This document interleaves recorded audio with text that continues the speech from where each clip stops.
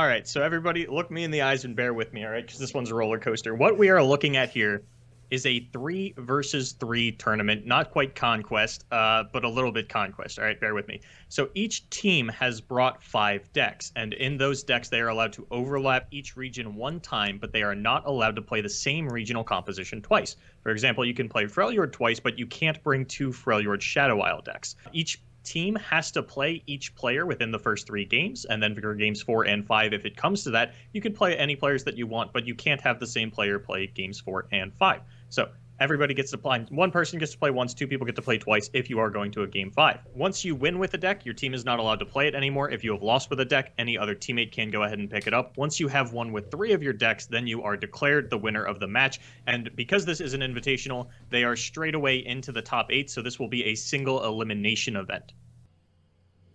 So I'm looking at, oh, okay, that makes a lot more sense. I was sitting here staring at the level Draven, trying to figure out why there was both a Draven and a Radiant Guardian in Frozen Winter's hand, but it was actually just Draven Ezreal down on, and I believe that's coming up to the top. I ordered this correctly. Yeah, okay. Yeah. So it was just a little bit of confusion on my part. It looks like we will be starting off with, once again, that Draven Ezreal. But if I've written this out correctly, I believe it's Frozen Winter on... Okay, no, I just had my order backwards. Maybe they switched the players a little bit later on. But yeah, Frozen Winter once again returning with his tried and true Draven Ezreal deck. I don't know why he likes this deck so much. I believe he's got a 2-1 record on it so far this tournament. Yeah, and... well, wait, so we actually... Yeah, wait, hold on. Is that an... Okay, I just got so confused because I was like, wait a second. Why is there an Improbulator in hand? But there's an Improbulator in hand, and God, I love to see it because it's one of my favorite cards that came out. Came from the new set. It's okay.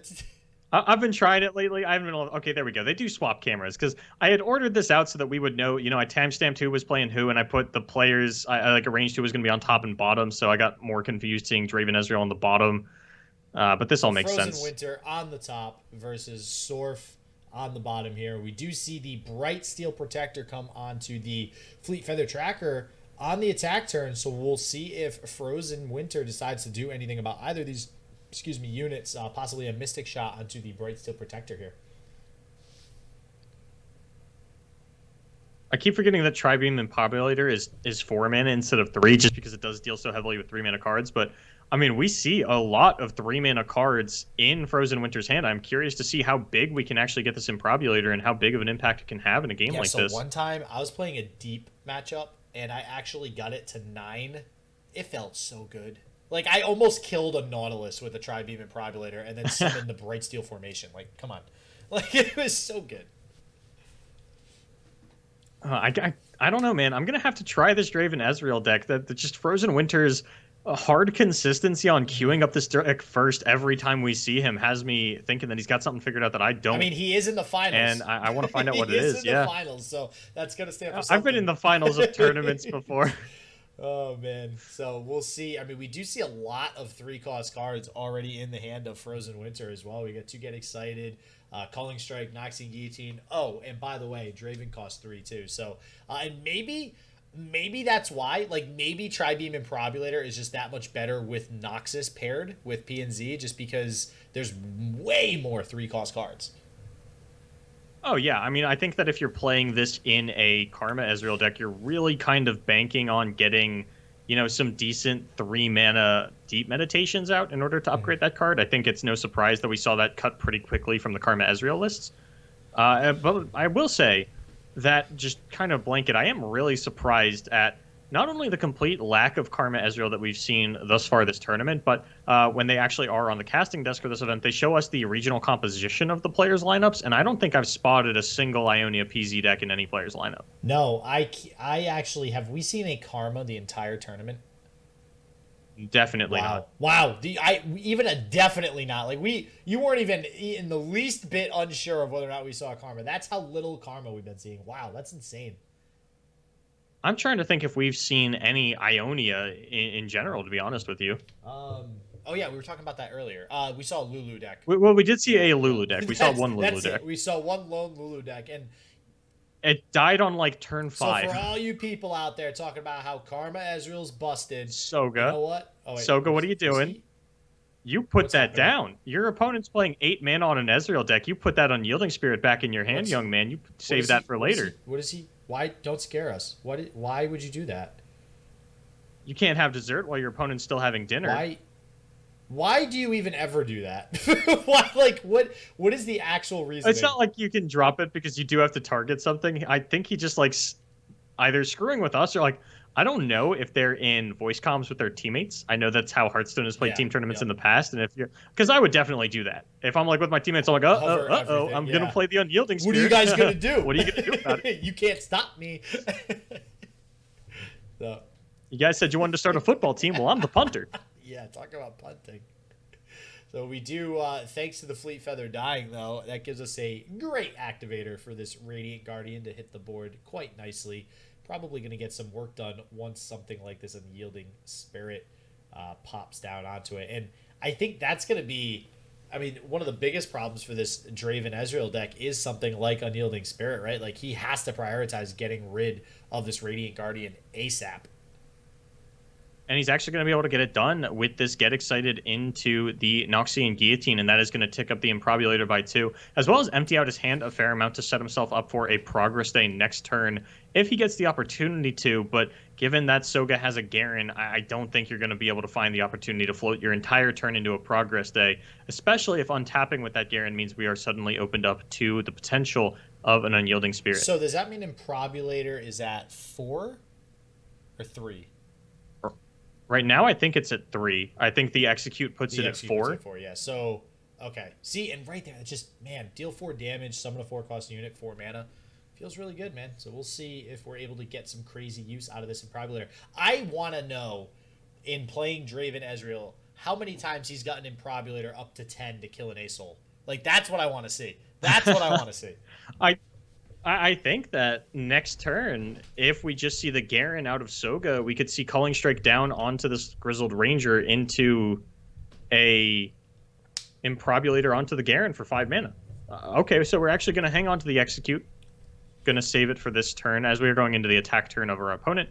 I think this makes a fair bit of sense. If your opponent does go for the attack with the Radiant Guardian, you could even axe the Draven, offer up a trade that way. Then if we see something come out in response, you still have that Execute available.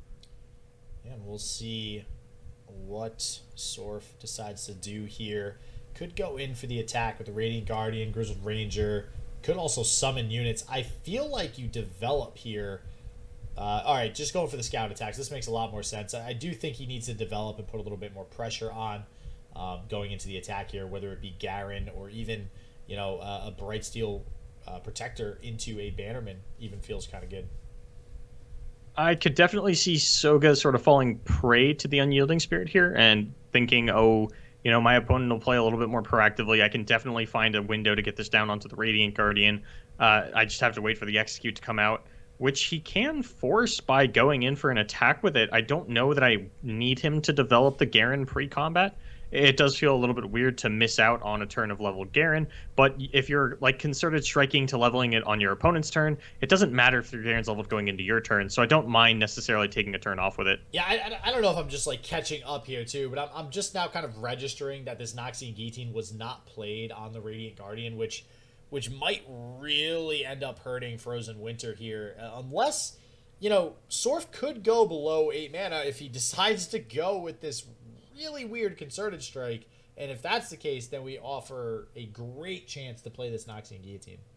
Nope. Yeah, I was going to say, I felt like the Draven block was kind of what Soga was hoping for there when he offered up that scout attack. I thought that was kind of his best case scenario, so to see him potentially second guess himself and kind of hover that one definitely felt a little bit weird. Now we do get to see the Culling Strike, get to see the put that back. Put it away. You're not playing that on a loyal Badger Bear. Yes, you are? What? No, you're not. No. You're teasing me. Yeah, put it back. No, yes, no, yes, no. Soga, you're about to be the boy who cried Unyielding Spirit, and I will not fall for it anymore. All right, hold on. I want to make sure I'm getting the names right. You keep saying Soga. Is it Sourf or Soga? I think it's... Oh, sorry, that's Sourf. Soga's his yeah. teammate. Yeah, this is Sourf. It's my bad. It's all right. Just making sure. We're learning these names here together. So it is, again, Frozen Winter on the top, Sourf on the bottom for everybody watching. But we do see the I little was Badger Bear die. I was getting caught up because Soga played last Yeah, game. and Soga also is all I see is Soga like a million times listed here in the last like 4 games that we played. So, and All right, so now what is Sourf going to do? Is it going to be the Garen? It is a little bit risky. I think the open attack with the Radiant Guardian is kind of whatever. You know, if you play the Garen, maybe you get Arachnoid Sentry, and that's what you're worried about. But I still think you're pretty fine to attack. I mean, this is the way that you push the most damage. The Grizzled Ranger is a little bit weird to me. It's not the best thing we could develop here. It's not pushing a lot of damage. Maybe we were playing the Bright Steel Protector alongside it, or we just want to go ahead and Concerted Strike anything that comes down. But we do get to see the Tribream Improbulator 4/4, and that will go ahead and get rid of that Radiant Guardian. Has to reach this thing. I was just gonna say that's how little this card's played. He's like squinting at the card, like, huh? Wait, what's this do? So, yes, that's right. It does do what it says it does, which seems broken. I know why nobody plays it. I still don't know, but it is gonna go ahead and kill this Radiant Guardian, which, like I mentioned, yeah. See, he's realizing now I can't play Unyielding Spirit. That's bad. That's bad. That's a bad That's hit. So bad. What the heck? That's wait. Well, hold on. Let's try to look on. Let's be positive here. This thing gains +2 attack and +2 life every time it attacks, right? What is that? What's the name of that? Yeah, the Vanguard First Blade. No, it's not. Yeah. You didn't just make that up. No. I would never make up a card name. I wouldn't put it past you to try to troll me, okay? I absolutely would troll you, but no, that is called Vanguard First Blade. It's just, as far as, I mean, I'm trying to think of all the 4-drops that exist in Legends of Runeterra. Because historically, that is kind of the turn that is skipped out on the most. I'm hard-pressed to imagine a deck that is kind of overloaded on 4-drops. Generally, that's kind of like a utility turn. We see, like, you know, Island Navigator, things like Babbling Bjerg. I don't know. 4-drops are just not really where I would like to see an Improbulator come down. But it is what it is. We get it down. Now, we don't have a super clean answer for this Garen. We can go something like Get Excited into the Noxian Guillotine. Or an attack into the Noxian Guillotine. That works too. Yeah, this actually... So, interestingly enough, he's got the Spinning Axes. So, this 4/4 Elite does trade with the Garen if he goes in with an Axe.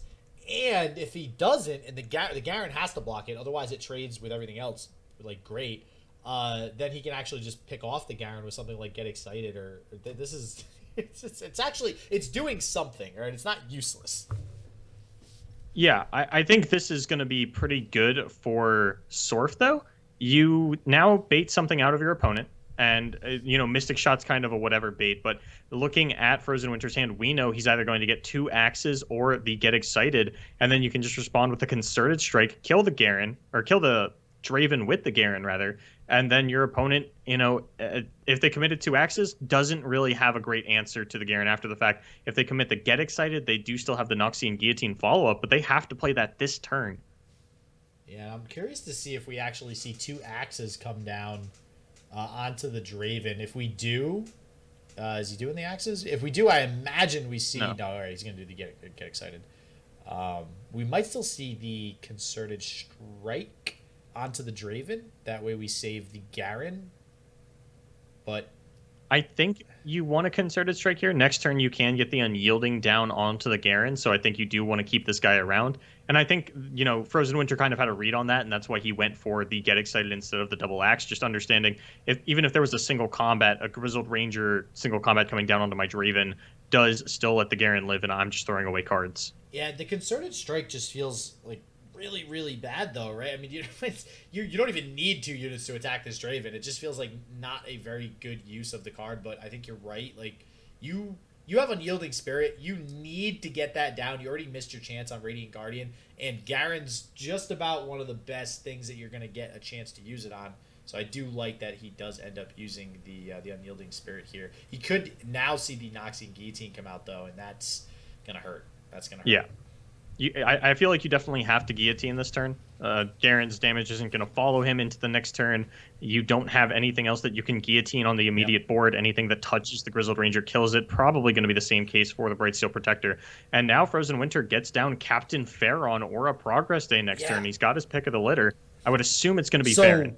okay, I was gonna say this earlier, and it's finally coming. Like every time we see this deck, I feel like we see him draw Farron, but it never gets played. So I'm very happy to actually see a use case for this card right now to actually like make an impact. And right now, honestly, an 8/8 body deals with the entire board perfectly fine, and put your opponent on a clock now with 4 decimates. And I mean, hell, you got to get excited in hand too. That's one short of lethal just in his hand. Yeah, and there's nothing on Sourf's board that actually kills the Captain Farron, so you're pretty likely to get the attack off with that next turn Yep. as well. And that's going to push a fair amount of damage. I think we're going to see the second Bannerman come down here. Just try and push as much damage onto the Farron as possible. I don't know. It's kind of weird. The stats don't really line up. You kind of wanted to get down this Protege as well as the next Bannerman. But you need to do all of that this turn because you want a 5 damage attack blocker for the Farron to put it down to 3, and then, the buffed up Protege can kill it next turn. I don't think you're going to find that avenue, and Frozen Winter is actually going to get to hit you with this Captain. And I wish, so for people that are just coming into this game, I can only imagine, if they're just tuning in, they're looking at the board and they're like, what in the hell is Frozen Winter playing? What is this deck right now? And I promise you, the Elite is not main decked. It is off of an Improbulator. But even beyond that, this is not a deck that we've seen a lot of. And I gotta say, I am super, super duper impressed with how the Ezreal Draven deck has been performing. We'll see if this open attack is really gonna, or not open attack. I just default to open attack every single time. I know. Oh my god. One of these days, you'll stop. I don't think I'll ever stop. I literally just attacking is open attacking. It just is what it is. But we'll see if the attack is able to get anything done. I mean, the Elite trades. It trades with the 3/3 if he wants to take it. Otherwise, it can trade with the 5/4 to just block as much damage as possible. He might need to do that. We'll see if we have the Scout attack going. I feel like you have to go in with the Scout attack too, no? Yeah, so if the Scout attack goes through, then you've got a pretty okay shot at lethal. At the very least, you're going to put your opponent down to 7. I mean, we could see Farron potentially just get traded off here to 2 for 1 a couple of units. I don't know. I mean, is there... Well, actually, let's see. If you attack on your next turn, you'll have 9 mana. You actually don't have enough mana to play 2 Decimates next turn. Yeah. So I don't think saving the Farron to attack actually gives you lethal, because you would need to... Priority would still go back over to Frozen Winter, or sorry, Sourf, to end up attacking before Frozen Winter actually has a chance to play the remainder of the Decimate. So I think you do just trade off the Farron here. Yeah, it's a little bit of missed damage. You're not going to be able to attack with that, but, it just kind of is what it is. Next turn, you get to clean up a lot more of the board once that Culling Strike is back available for you. You could even throw the Get Excited down. And I think that there is a universe where you only block the 2 units that are currently lined up as attackers, because you can pick off the other 2 with the Culling Strike Get Excited, and then just kind of ride this Decimate progress stage train to bury your opponent an advantage, especially because you're only going to be taking 6 damage if all of these attackers go in. You'll be down to 9. You clear the board. You're in a pretty good spot to just kind of slow roll this one from here on out. Well, if this attack happens the way Sourf is doing, it looks like he's trying to not allow the positive card advantage trades on the side of Frozen Winter, but nope, opting to go for the full attack. And Frozen Winter, instantly his head goes up like, oh no, why'd you do it? I do think that all of them attacking was the right play. Does push the most damage possible, but notably, Frozen Winter will still save this Elite as an additional blocker if needed. So we'll see if Sourf's able to draw into some sort of more aggression to really close out the game on his next attack turn. I don't think he's going to be able to, because when this Vanguard First Blade actually attacks from Frozen Winter, it'll go back up to a 6/3, and that means it's going to demand to be blocked by the 4/4. Then we have Culling Strike down onto the 3/3. I really like the position that Frozen Winter's in. I just think you should probably... I mean, I don't think it really matters if you play the Culling Strike pre or post-combat. Mm-hmm. If you do see the 3/3 line up on the block, you got the stats that you wanted. You are an effective blocker for the 4/4. Yeah, and that Fleet Feather Tracker, man, does it feel bad when you are top decking as a Demacia deck into your 1-drops, and that's exactly what we see here. And just so many options on the side of Frozen Winter. I don't imagine... I mean, Decimate's not necessarily a rush here, but Progress Day, unfortunately, kind of it just doesn't get the job done because you just expend all your mana to basically do nothing. But it looks like Sourf is going to go ahead and finally play this unyielding. Wait, what are you even aiming at? Sourf, put that down. Oh, no. All right, no. You know what? I give him credit. All right, he tried. I mean, it's a valid question. Can you make your Nexus unkillable? That would be great, but unfortunately, that card does not work like that. What do you mean, unfortunately? Yeah, it may or may not be broken if that's how the card works. All right, SJW's living in the Matrix. Here in the real world, we're pretty likely to actually see this Unyielding Spirit come down this turn, I think. There's no fast speed removal for a 4/4, an undamaged 4/4 rather, in Frozen Winter's deck. So I think that we might just have to see it come down here, but Sourf has played patiently with the card in the past. You know, could get a higher priority target. Yeah, and this we'll see how Frozen Winter decides to navigate this year. Looks like we are going to see the Get Excited come out. And likely kill the 3/3 Bannerman. Looks like he's still deciding, though. This is... Oh, Calling Strike. Yeah, I think it would be weird to Calling Strike that, or to Get Excited that rather than Calling Strike it. Especially given that you do have the Ravenous Flock. If your opponent top decks something like a Genevieve, I think you really want to have that damage spell available to blast onto the Genevieve and then flock her in combat. Yep, I got to agree with you. I do like the Calling Strike over the Get Excited, so we'll see if we probably finally. I mean, do you just play the Unyielding here because you kind of don't have any other options? I mean, you've literally passed up playing Unyielding Spirit the entire game. I think you just go for it. Yeah, there are so many opportunities for your opponent to blow. Like, you can't proactively do it in a deck like this, especially against something like an Ezreal deck where your opponent has so many answers. Granted, you know 4 cards in your opponent's 7-card hand, so maybe you are still thinking, oh, I can get a better top deck out of this. We'll find another Garen or a Misfortune to get it down onto. I don't think you really need to preserve the unit. I'm not really sold on doing it one way or the other. Like, if I do it to save my 3/3, does that really carry the game for me? My opponent is pretty low on life. Maybe I do just want to keep open, you know, as many units as possible. But I don't know. Here's the gets buffed up, so actually can't. So for a card that like this card has stuck around for a while, first off, but second off, now that +2/+2 actually coming into play again because it does, you know, make it so that this 4/4 basically is required to block now. Otherwise, it just gets a positive trade, and he keeps reading it like, wait, what? Oh, man, that feels bad. Yeah, I think you kind of have to block this with your Bannerman, as awkward as that feels. And, I mean, at this point, it's so weird, right? Because Frozen... It seems like Frozen is, like, good in this game. The problem is Sourf has just enough aggression to disallow Frozen from being able to play the Progress Day. And that's really what he needs to just get things going again. Oh, okay. Garen. Oh, no. That is the perfect 13-mana Garen Unyielding Spirit. Wow. And at the moment, Frozen Winter doesn't actually have an answer for that. He does live, though. Though, he does live. He does live with 1, which I think could be enough. He does have 12 damage in hand between the Static Shock, the Double Decimate, and the Get Excited. Wait, so do you... Oh, wait. If he play... Oh, okay.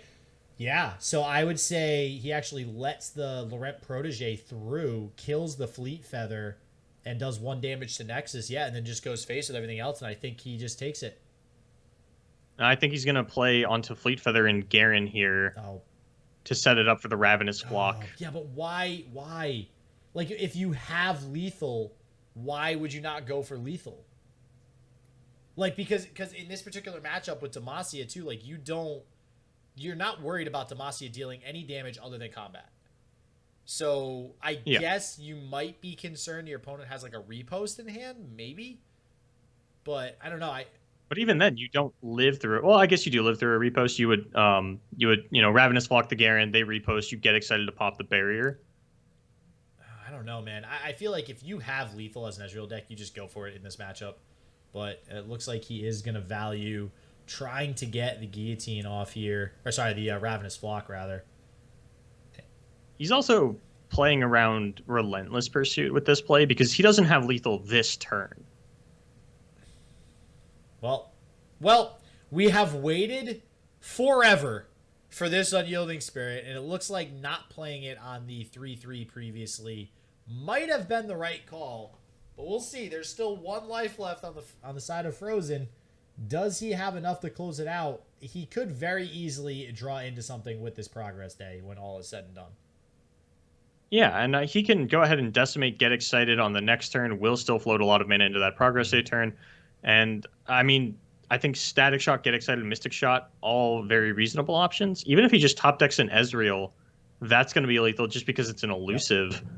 Yeah, he has a lot of cards that he can top deck to win this game. I think if he plays the Progress Day on his opponent's attack turn, though, obviously Ezreal is no longer an option. Back-to-back does nothing. Yeah, I think you need to Progress Day on your opponent's attack turn, though, because otherwise you miss the opportunity to Decimate, and you're really relying on that top deck. We are going to see the Sump Dredger to dig a little bit harder. Ooh. Rummage, not bad. That is actually really good. You get rid of an Axe and the Spider. That is going to do some work here. I think that all but guarantees being able to draw into some sort of finisher. Oh, this is sketchy, though. I mean, because if you play the Spider, I think you've got a decent shot at living next turn. Actually, just going to discard the Progress Day. Does find the Ezreal, and with that being leveled, I believe this is just going to be lethal for Frozen Winter. The back-to-back on the side of Sourf not going to be able to do anything, and that is going to be lethal. He has the 6 damage available from the Ezreal, as well as that Get Excited. I feel like discarding that Progress Day is scary. Like, if you don't draw what you need, you're just screwed at that point. I mean, it digs you only a little bit less deeper than the Progress Day does. And on Progress Day, you're really banking on drawing the burn here with the Rummage. You are putting yourself in a position to draw more units and actually just survive the next turn. Just make it to another turn. So, well, we do see the leveled Ezreal. So regardless of what happens, that is going to go ahead and be a victory. Well, wait a second. Okay, yeah, no, that'll be a victory. Yeah, okay. Uh-oh. Okay, nope, we're good. We're good. Well, I mean, we know how the game ends, right? There's no... Oh, okay, we switched back over to Frozen Winter's side. Yep, and he gets the Mystic Shot. Going to be able to do 4 to the face and then be able to finish it off here with at least the Get Excited at the start of his opponent's turn. And yeah, and you know, as the person going against the Ezreal, you always kind of feel like... It just feels so bad when you finally see the leveled Ezreal hit the field because you just know. You just know it's over. It's over unless you have a Hush. No Hush in this deck, unfortunately. So he actually didn't play the Get Excited. Oh, he didn't have the mana for Get Excited. That's right. Play this turn and then it was just shy. Actually, never getting the shot to play the 3rd Decimate too. So just that just goes to show you the importance of like the speed of a spell.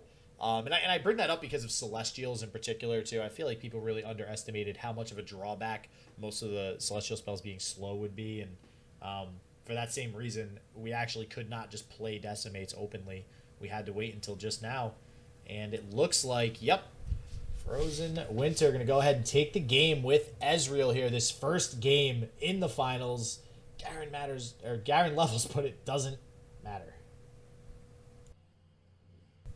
All right, looking like another Scout Mirror. Oh, boy. So this is another deck. So if we've seen a lot of Aurelion Sol with Lux, this is probably the second most deck, I'd say, that we've seen. Is this the Scout deck? Yeah, no? Yeah, that sounds right. So, yeah, definitely. So, we might have even seen this more than the LuxSol at this point, because I think every team has had a Scout deck in their lineup. Really? You honestly think that it's more... I don't know, man. We've seen a ton of Aurelion Sol Lux. Well, I mean, so because it's pseudo-region locked, most people are bringing LuxSol, but then they're not bringing any other Targon decks. And everybody's bringing a second Demacia deck. And I can't imagine what second Demacia deck they're bringing that isn't, Demacia Targon, that isn't Scouts. Well, we'll see how this mirror match goes anyways with both Scout decks. And honestly, it's so funny, too, to, we're saying Scouts now, just to think back at kind of the evolution of Demacia and how we've gotten to the point that we're at. where Demacia was basically just Bannerman. It still is for the most part Bannerman, but now just this adaptation of playing Misfortune and in some cases Quinn. Hold on, back everything up for a second. You looking at that? I am looking at that. You want to talk about evolutions? What is that doing in here? I mean, so we also see the petty officer in hand, and something like a powder keg into not a make it rain, but a red card, has a lot of value in a matchup. I'm a little concerned at the idea of playing an understated unit like a 2/2 for 4 mana, but we also see the back-to-back picked up by Magic Park, and if you're playing cards like that, the quick attack does get a fair amount of blowout potential. Back-to-back is a card that seems to really phase in and out of the scout decks. Some people really like it, some people don't. We see it pop in and out constantly. The spell lineups of these decks are constantly fluctuating. The Purify does seem a little bit weird to me. I think someone might have gotten a little bit too itchy with the Hush trigger finger. Yeah, I don't. Purify I've never really been a fan of. I actually think Purify needs to be like a 1-cost card if it's going to keep up with Hush, because Hush is just, I think, a better Purify. But yeah, wow, this is definitely a different okay, Jesus, now I saw a Poro and I'm like, wait a second, what kind of deck is this? But that was just randomly generated by the Lonely Poro. So another quick attack unit there. See if we can make use of it with the back-to-back. Actually might come into play in the next couple of turns here. I do like, the idea of Petty Officer in a deck like this way back when we only had 6 regions, back in the dawn of Runeterra. Sort of one of the more popular versions of Bannerman was just Bannerman with House Spider in it, just to get as wide as possible before you played that Bannerman. Petty Officer has a similar ring to it. But I am concerned about the number of Bilgewater cards that are actually in Magic Park's deck. We see 4 Bilgewater champions up there. Even if you are only running something like 2 Petty Officer, Bannerman is arguably one of the most important and impactful allegiance triggers that you absolutely need to hit. And taking yourself off of that even more, we're still seeing players have tournament success with Mono Demacia Bannerman even today because they are just so afraid of ever missing that trigger. I mean, that is a feels bad man moment if I have ever seen one, when you miss a Bannerman. But so my whole thing with Petty Officer is, if you're going that route of playing something like Petty Officer in this deck, I feel like the Island Navigator, like full-on scout version, is better. Like, I feel like getting those 2 scout units on board is just always going to give you better value, leveling up the Misfortune and the Quinn, than just playing something like Petty Officer. I mean, with Twisted Fate, sure, you get the keg, but again, you go back to, is Twisted Fate really a good option anyways, with it being a little bit lower statted than usual? So we'll see. If Magic Park plays one of these 1-drops, he doesn't have the back-to-back available to kill the Garen on the following turn. And I really don't think getting one of these down is kind of worth taking that option off the table for you. You are aware that your opponent is playing Garen. It is something that you have to be cognizant of. Okay, but we are just going to totally take it off the table and say, you know what? I don't really care, actually. They say, you know what? Screw Garen. It doesn't even matter. It doesn't. Oh. Tell you what, it doesn't even matter. We find a Quinn off the top. We'll be able to take care of the Garen with the Genevieve next turn. Wow. Unless we see the Concerted Strike come out, but... I mean, overall, wow. I'm really liking Soga's position at the moment. Really like it. So, yeah, that's an understatement. Jesus. So, this is... so, actually, well, going into this, right, we're going to have the Lonely Poro likely go ahead and block the Garen, I imagine, just to not take that damage. We might even just let the Misfortune attack through and then, yeah, follow up with a... Genevieve on the next turn. That's gonna be insane for a Genevieve attack, though. Yeah, I'm trying to look. I mean, I don't think it is. I think the back-to-back is just gonna more or less take that off the... Oh no, we're talking about... both players have so many Genevieves. I'm getting lost in whose Genevieve's attack turns that we're talking about. But yeah, wow. Magic Park gonna have a pretty good one available to him. The Concerted Strike is a consideration here, or maybe you just even play your own Genevieve to buff your Garen up to a 6/6 and really make things a little bit more awkward for your opponent. The Genevieve will be able to kill the Misfortune and your Genevieve, and I think that's probably too much value for Soga to want to throw out his own Genevieve this turn. Yeah, it always feels bad using Genevieve on like a defensive turn. Kind of feels crappy. He might have to just to kind of avoid taking a lot of damage. I think, is it just lethal if he doesn't play a Genevieve? I think if you concerted strike your opponent's Genevieve, then you In the are clear. still in an okay spot. You could take as much as 8 damage this turn, but I think you survive no matter what. Bright Steel Protector, oh, this one's a little sketch to me. We're taking literally every other card in our hand off the table except for the Cytherea of Cloudfield. And that means that Genevieve gets to kill our Bright Steel Protector and our Garen. And, I mean, the Scout attack is suddenly a lot more impactful. Ugh, I don't know. This is certainly an awkward one.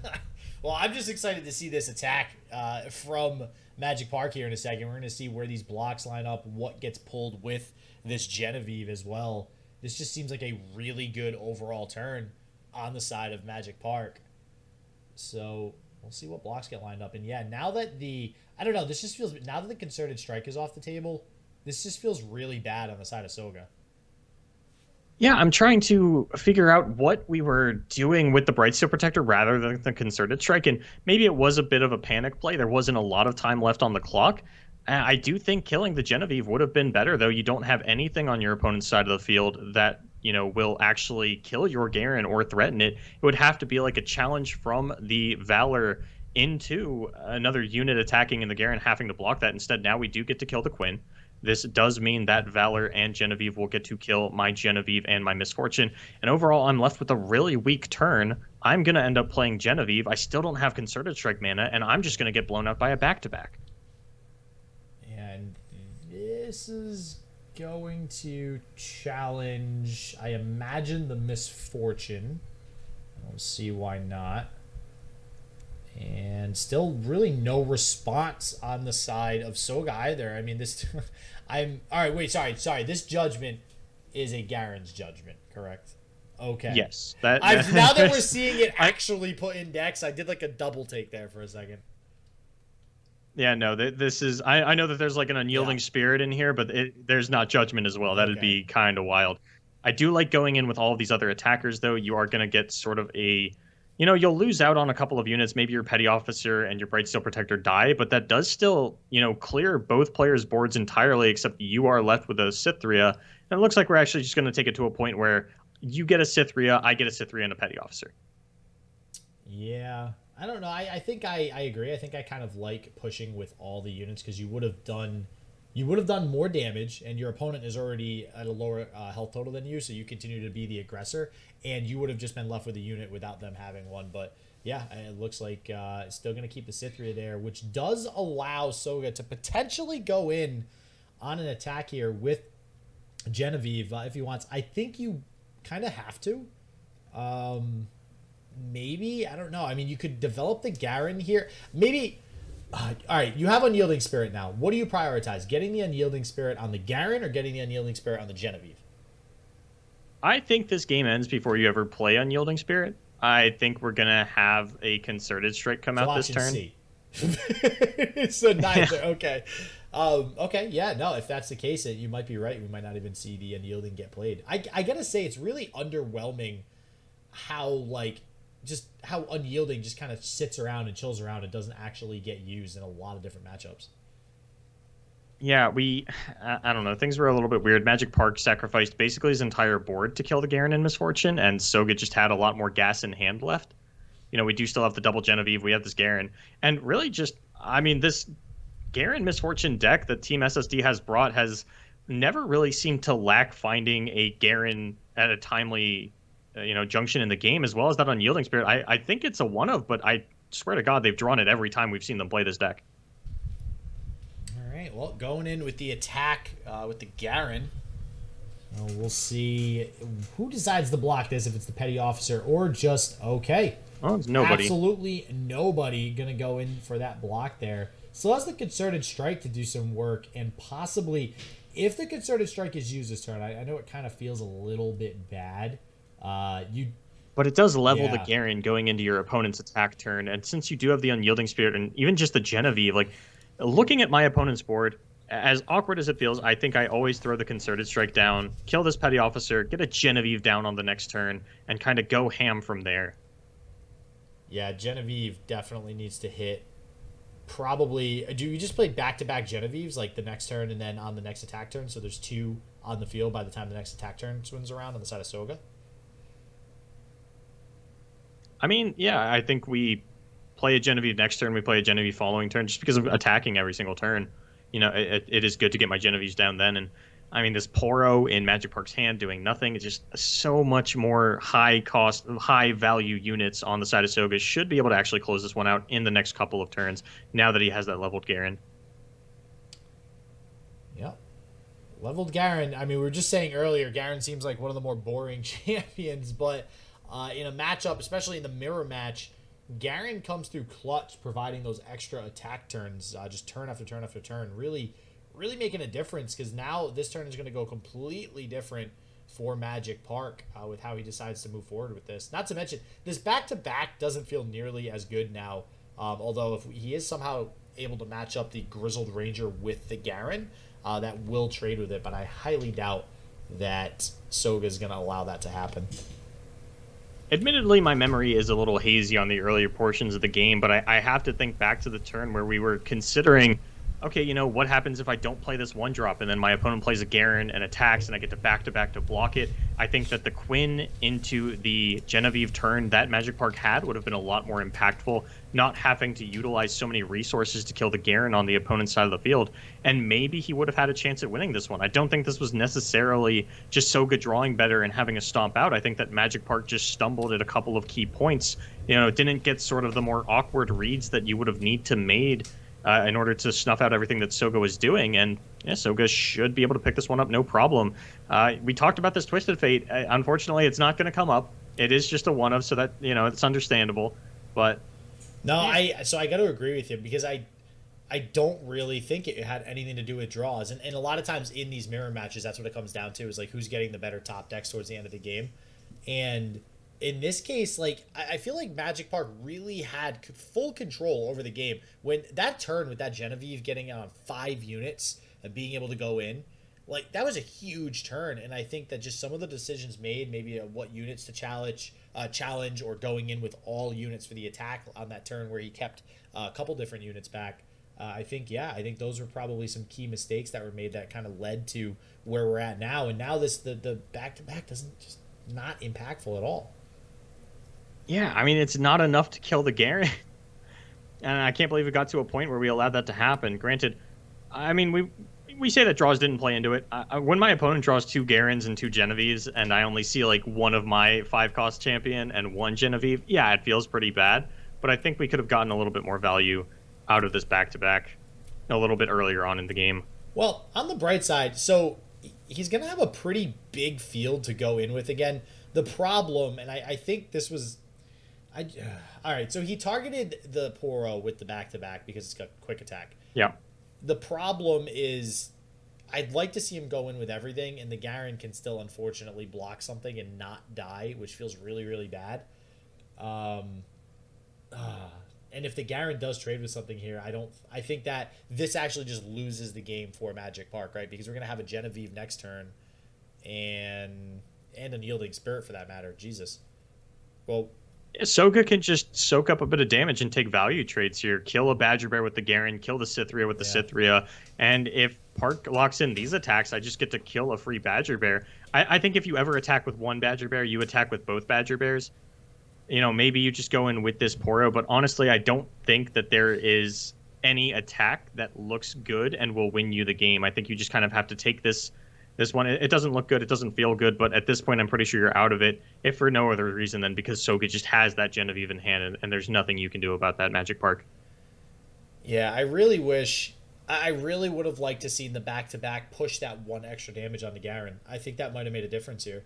I think if he had back-to-back that other Grizzled Ranger to put Garen down to 3 health, then it would have forced more awkward blocks out and possibly gave him a chance. Then you're just attacking with the 2 Badger Bears because you would have a 1/1 Poro. That's a good point. So then you just block. So then that would force out the Cythria block. See, but then it would still offer up better trades. I don't even think anything blocks. I think I just take 6 damage. Yeah, you're probably right. Because otherwise, it's just all good trades on the side of Magic Park. Because Magic Park pushed 7 damage that turn, so I could just take the 6 damage. I'd be at 5 this turn. You'd still have a few more guys, but I mean, I still have Genevieve and Brightsteel Protector. Oh yeah, this is just going to be game. This is too big of a turn on the side of Magic Park to really push through here. And then we see Rangers resolve the top deck on Magic Park's side. So unfortunate that, you know, things just not lining up for him this game. And he'll have his chance a little bit later on if we do go. We are going to get to at least a game 4. No 3-0s happening in this one. So maybe Magic Park can go for revenge in a later game in the series. And yeah, going to line up. Actually, wait, was that... Sorry, I just looked away from the screen for a second. Was that pulled with the Genevieve, right? Yeah, with the challenge. Yeah, okay, yeah. Cool. With the scout attack. It's so weird when someone attacks with a challenger and just doesn't pull anything and is like, you know what, actually, I can't decide what's best. Yeah, you tell me. You go ahead and try and screw up, and you tell me what you wanted to block it with. We do see it, though. Actually, didn't we see it a little bit earlier today? I think it was with the Fleet Feather Tracker that just attacked. So... Yeah, it was a weird riposte bait where you wanted your opponent to line up blockers before you played riposte instead of proactively doing it into the... I don't know. Yep. So, and that's... Yeah, and you know, it's interesting, too. So for anybody who might be new to the game that's watching, something like that is a really minor interaction that you might not think of, which is the act of passing priority back over to your opponent before playing something like a spell. Because if you do attack with a challenger unit... and you pull something, your opponent has the option to just let the attack go through. Whereas if they have to line up the block, they actually have to assign the block, then click OK, and then they actually pass priority back over to you. So little tiny, minute, weird interactions that you do have to worry about, especially in competitive tournament environments. Oh, so now we just sit in limbo. Yeah, I'm actually very surprised that Magic Park even lived through that turn. Yeah. So for those of you that haven't watched our cast before, limbo is a term that we throw out quite often where you're in that awkward situation where when you have perfect information, you know that the game is over, but it hasn't ended yet. The players are still going to have to go through the motions and play things out for a couple of minutes, but for all intents and purposes, there is not beyond Soga just accidentally hitting the surrender button. There's no sequence of cards and plays that Magic Park can top deck and make in order to actually come back into this game. And yep, here's the attack. Everybody is going in. And judgment. Yeah, right. You want to talk about a swing? Holy crap! Hey, oh my God. Doesn't even give him the lifesteal. He gets the double tough stacked up. This is what we love to see. We get double tough. We get an unyielding spirit specifically to deny lifesteal onto a dead opponent. Oh man.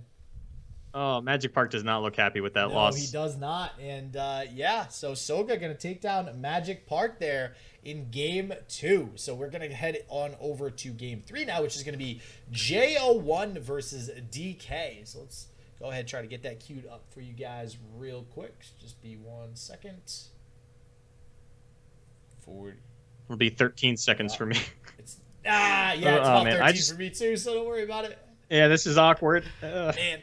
I was going to go on a spectator mode rant, but that doesn't actually change anything here. Oh, God, don't get me on that again. Listen, I just want cross-shard play at this point, too, so... I tweeted out last night that my biggest complaint about Runeterra right now is that I can't type target into the search bar and find cards that target when there are cards in the game that interact with me targeting my own things. Mm-hmm. Like, I just want to be able to search for every card in the game that targets so that I can effectively build my Jamadarda turbo deck. And the game is working against me. It says, no, Boulevard, that's ancient knowledge. It is too powerful. We can't let you do that. And I had to stop and say, I'm going to find a way. Look me in the eyes, Jonathan Riot, and understand that I'm coming for you. I will unlock the secrets of the Jamadarda Turbo, and I will own your company. Wow, that escalated quickly. So taking it to Kyber, where I'm just going to shadow game you for Riot games. I will say it is very important that we are all able to build something such as a Jamadarda Turbo deck. However, there are lots of, now that you bring that up, there's actually a lot of search terms that also do not work properly, like target, that I can't remember off the top of my head, but I do know there's been a few things I've tried to search previously that it doesn't actually pull up the correct cards. So I agree with you. And then Yang was like, I thought this was going to be about spectator mode. I'm like, honestly, I forgot I was waiting for spectator mode. What's that? Spectator? Wait, people do that? I've been waiting for it so long, I forgot I was waiting for it. It'll just come and I'll be like, oh yeah, I thought we had that already. We've just accepted the cards that have been dealt to us. See what I did there? And yeah. we're dealing with it. We're living. We're here, casting, doing what we do best. We're experts at this now. So when spectator mode comes out, we're gonna be like the old men, like, back in my day, I had to get a Google sheet together to find all the streamers and then go to their stream and hide their little ads and face cams so that we could give you an authentic experience. Well, I love how you worked authentic experience into there too. Has to be authentic. It has to be 100% authentic. Yeah, we're honestly probably gonna break more stuff once we finally get spectator mode. We're gonna be like, wait, how does any of this work? And then there's gonna be bugs, and we're gonna be like, screw this, we're going back to not spectator mode because we don't want the bugs. They're gonna disable spectator mode, and we're gonna be like, ugh. All right. So with that said, we got game 3 coming up now. J01 versus DK. You ready, Boulevard? Let's go.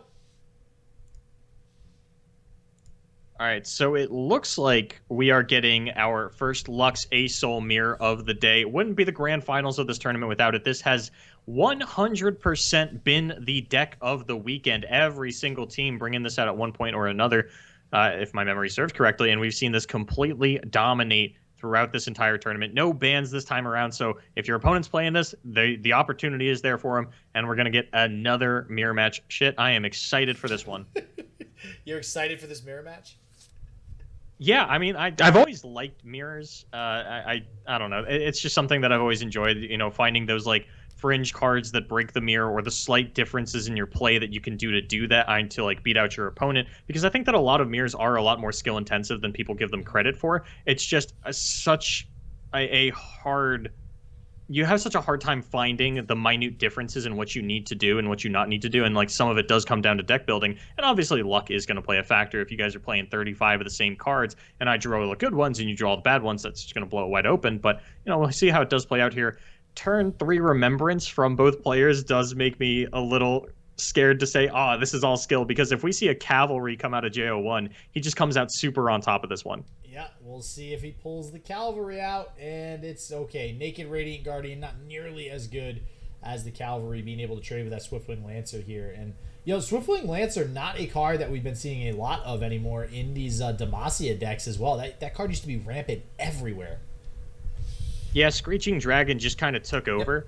We saw Swiftwing fall off a little bit, and then Karina came up really big, and players were like, actually, Swiftwing in the deck is not only difficult for Karina to kill, but the extra elite that it gives me is just one extra card I have over my opponent, and that comes up really big. And that was one of those, like, minute adaptations out of Bannerman that swung the Karina deck, or the Karina matchup, geez, stumbling all over my words, the Karina matchup slightly back into their favor. It didn't, like, oh man, now it's Bannerman favored, but it brought it from like 70-30 to like 65-35. Yeah, it's all right. I forgot how to say Karina as well, since as we haven't seen that card in ages now. But we do see the Shield Bearer come down on the side of J01 here. This should be interesting. I actually, so again, and we've talked about this before. There are 2 Aurelion Sol on the side of J01 and 3 on the side of DK. So my gut instinct is to give the advantage to DK having a 3 Aurelion Sol, but at the end of the day, it's going to be Thou who gets the level 2 Aurelion Sol first, wins the game, and we'll see what happens going into turn 10. And so far, just based on the way that the hands are lined up, J01 does seem to be a little advantage.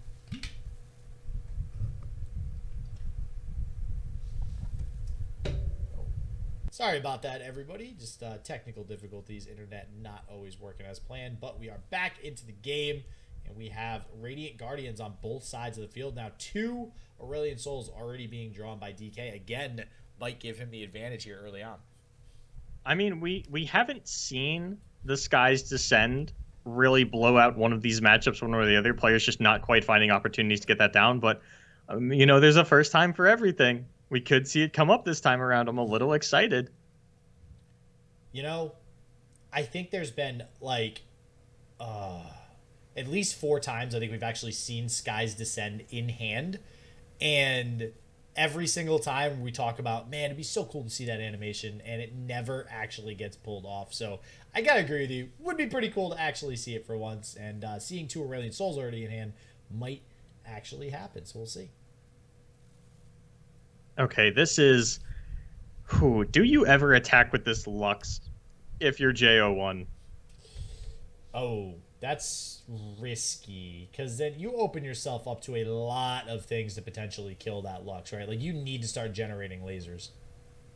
Yeah, and I mean, conversely, on the side of DK, do you ever go for an open concerted strike to try and kill the Lux?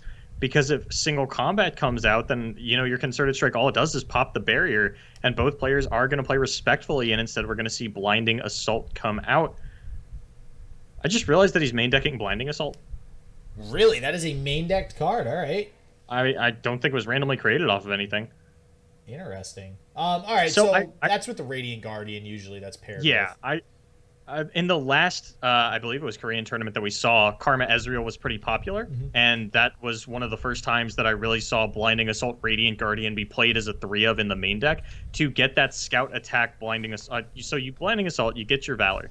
You scout attack, kill something, play your Radiant Guardian, then you get a normal attack, and the immediate life swing plays up really big in a lot of matchups, and I fell in love with that interaction, and I was wondering if we were going to see that adapt even into Bannerman as they were playing a lot of Radiant Guardians at the time. Never really did. Got played a little bit in some of the earlier versions of Thresh Lux, but overall just kind of fell to the wayside. Well, we'll see if the Valor is going to get any sort of value here. I would enable another Radiant Guardian to come down activated, but looks like just trying to get some damage onto this Lux. Single combat could actually remove this Lux pretty early on. We'll see if that's a route that DK decides to take, but yep, just going to go ahead and get that second Radiant Guardian down. I'm a little surprised not to see Sunburst come down onto the Lux, just to kind of deal with that immediately. But also, on the side of JO1, we're not seeing him fire off either his own Sunburst or a Remembrance to get that immediate Lux Laser, playing respectfully of something like the Concerted Strike or the Single Combat, not wanting his Lux to die in the meantime. Does have 9 mana, though, so could go now for something like Remembrance and have the Prismatic Barrier on backup, but that only plays around Single Combat Barrier, unfortunately not getting around Concerted Strike. Yeah, and it looks like JO1 taking his time to kind of figure out what his next move is going to be. See if Sunburst does come out. Sunburst really good against the Radiant Guardians, right? I mean, technically it would kill it even if it didn't silence the unit, but either way, it does come up because now you can't Pale Cascade to save it. Yep. And we'll see. We might see a single combat come out in response, though, right? You can get rid of this Lux. Yeah, but if it's so awkward because Concerted Strike is safer, but only if your opponent has specifically Prismatic Barrier, and with JO1 only playing 2 copies of Lux, I definitely understand not respecting that Prismatic Barrier. Yeah, that is kind of crazy that there is that 1 copy in hand, and it looks like JO1 is hovering it. He's thinking about it, and I think that's honestly a pretty easy play to make. I mean, that's going to send you into your next attack turn with, what is that, 8 mana. You will be able to level the Lux and get a final spark out of it. I guess the question that JO1 is asking himself is that even worth it? My Lux is going to level. They send in their Silverwing Elite into my Lux so that I can't laser it. I have to throw a laser onto this Radiant Guardian. It doesn't feel super amazing. My Lux is going to be at a lower HP total and always vulnerable to some of these other spells. It's a little bit awkward. I could understand maybe not doing it just to play a healthier Lux a little bit later on. But I do kind of like the blowout potential that's offered up by this Prismatic Barrier, getting this laser. And now, how does DK do the attacks? Yeah, is going to be the challenge onto the Lux and then going in with this Radiant Guardian. It looks like we're even going to Pale Cascade in order to actually kill the Lux, so things really not working out for JO1 here. Yeah, and honestly, it wasn't even thinking about the Pale Cascade when I was seeing that Prismatic Barrier played. So at the end of the day, it would have made sense to save that extra Lux, keep that Lux in hand. I mean, we do see a Final Spark at least come out, deal some damage to the Radiant Guardian, but all in all, I want to say that trade was won by DK. So we'll see if he's able to take that into the next few turns here and start to pull ahead in this game. Okay, so I was about to say that JO1 was favored, but DK does pick up his own copy of Remembrance because at the moment, neither player has a board that levels Aurelion Soul. You do need to get 5 more attack on board. JO1 could offer up the attack in the trade of the Radiant Guardian as DK's is damaged, would be able to survive that one. But now with the Remembrance and the Sunburst on the side of DK as well, has potential to level up the A-Soul. Yeah, and again, I mean, the two ASOLs already in the hand of DK, though, too. So I'm very curious to see if that comes into play here, not just for the Skies Descend, but also just to see if, they basically trade Aurelion Souls, once they hit on turn 10, and then DK has the follow-up one already to hit the field. I don't think I've ever seen two players play ASOL the same turn and then just go, actually, you know what? I'm going to offer up a trade. We can go ahead and trade ASOLs, but if that's what you want to do, that's how you want to play this one out. No, I don't think they just trade in combat, that's for sure. But we do see the Remembrance bring out the Moose. The Moose has been loosed, and that will actually provide enough attack. Yeah, I know, that's my English. That will actually provide enough attack for the ace. Dumbest saying in Runeterra. The Moose is loosed. Yeah, I hate that. When are we going to move away from this? I move the Moose out of the pool for Remembrance. I want to see less. I want to see less. I mean, it was played in some scout decks, so there's not anymore with Remembrance. So I don't think that either player is actually going to be in a position to level their Aurelion Soul on the turn that it comes down. We are still 2 turns off of that. There's a fair amount of removal in both players' hands. We see the Concerted Strike from both players, then Judgment for JO1 and Sunburst on the side of DK. Also has Hush to, offer or take away the spell shield of the opposing Aurelion Soul, sort of get a slight advantage there, maybe be able to finish his off with the Concerted Strike on his own Soul the next turn. Overall, things looking pretty good for DK. Just, if nothing else, having both copies of Aurelion Soul is going to make this feel pretty good. I think we're going to see Pale Cascade here onto the Radiant Guardian to fully trade them. And I don't know that JO1 is really in a position where he can use his Concerted Strike to kill the Moose in response just to make sure that he can maintain a board while his opponent doesn't. Yeah, I don't know if that's the play that he really wants to make here. He might have to, just to make sure that he maintains that presence like you are mentioning here. Actually going to trade with That's the Solari. not what I was expecting. Yeah, I wasn't expecting that either. I mean, okay. It saves it. I mean, it keeps more attack on the field for a leveled up ASOL, right? Yeah, we're now in this awkward dance of... I think both players are aware that ASOL is coming down for everybody on 10. How do I put myself in a position where my ASOL gets to level? JO1 has the capability to get down enough stats to level his ASOL this turn, can play the Remembrance alongside the Shield Bearer, and even if Remembrance hits one of the 4 attack units, the Shield Bearer will make sure that ASOL still is big enough to level, but, I mean, we're still a turn off of that. I think Sunburst is probably going to come down from DK next turn to blow out this Radiant Guardian, and maybe that's why he doesn't want to offer up the trade of those units. He says, I can actually just commit my Sunburst to this next turn. As long as both of my 5 attack units live, my ASOL is going to level, my opponent's isn't, and I should be able to take over the game from there. And there's another Remembrance again from JO1. Remembrance just coming up huge for him. So both players just consistently keeping these 5 attack units on board. Swiftwing, not exactly the best 5 attack unit that you do want to get, although it does provide some additional units to potentially feed that attack further for the eventual Aurelion Soul level up. So we'll see if that comes into play here. But we do see the Shield Bearer come down for the time being and probably match that on the side of DK with his own Shield Bearer. DK actually got a lot of, or JO1, DK. DK got a lot of value out of the Silverwing Vanguard that popped out of his Swiftwing Lancer. Mm-hmm. So maybe JO1 can kind of high roll that. If he sees a border lookout, I'm gonna cry tears for him, like real tears, or even a Vanguard First Blade. Like there are some bad elites to pop out of this. the small Cythria, I should say. So DK actually not going for the Sunburst, kind of like I thought he would. Instead, deciding, we can just go ahead and both level our ASOLs next turn. But JO1 has a challenger, is going to be able to take off the Shield Bearer. I mean, if JO1 plays ASOL, outside of specifically single combat, you know that there's nothing he can do to take more stats off your board. But this is still so awkward. How is this dance going to play out? DK actually does have the single combat, so has the potential to take the stats off the board for JO1.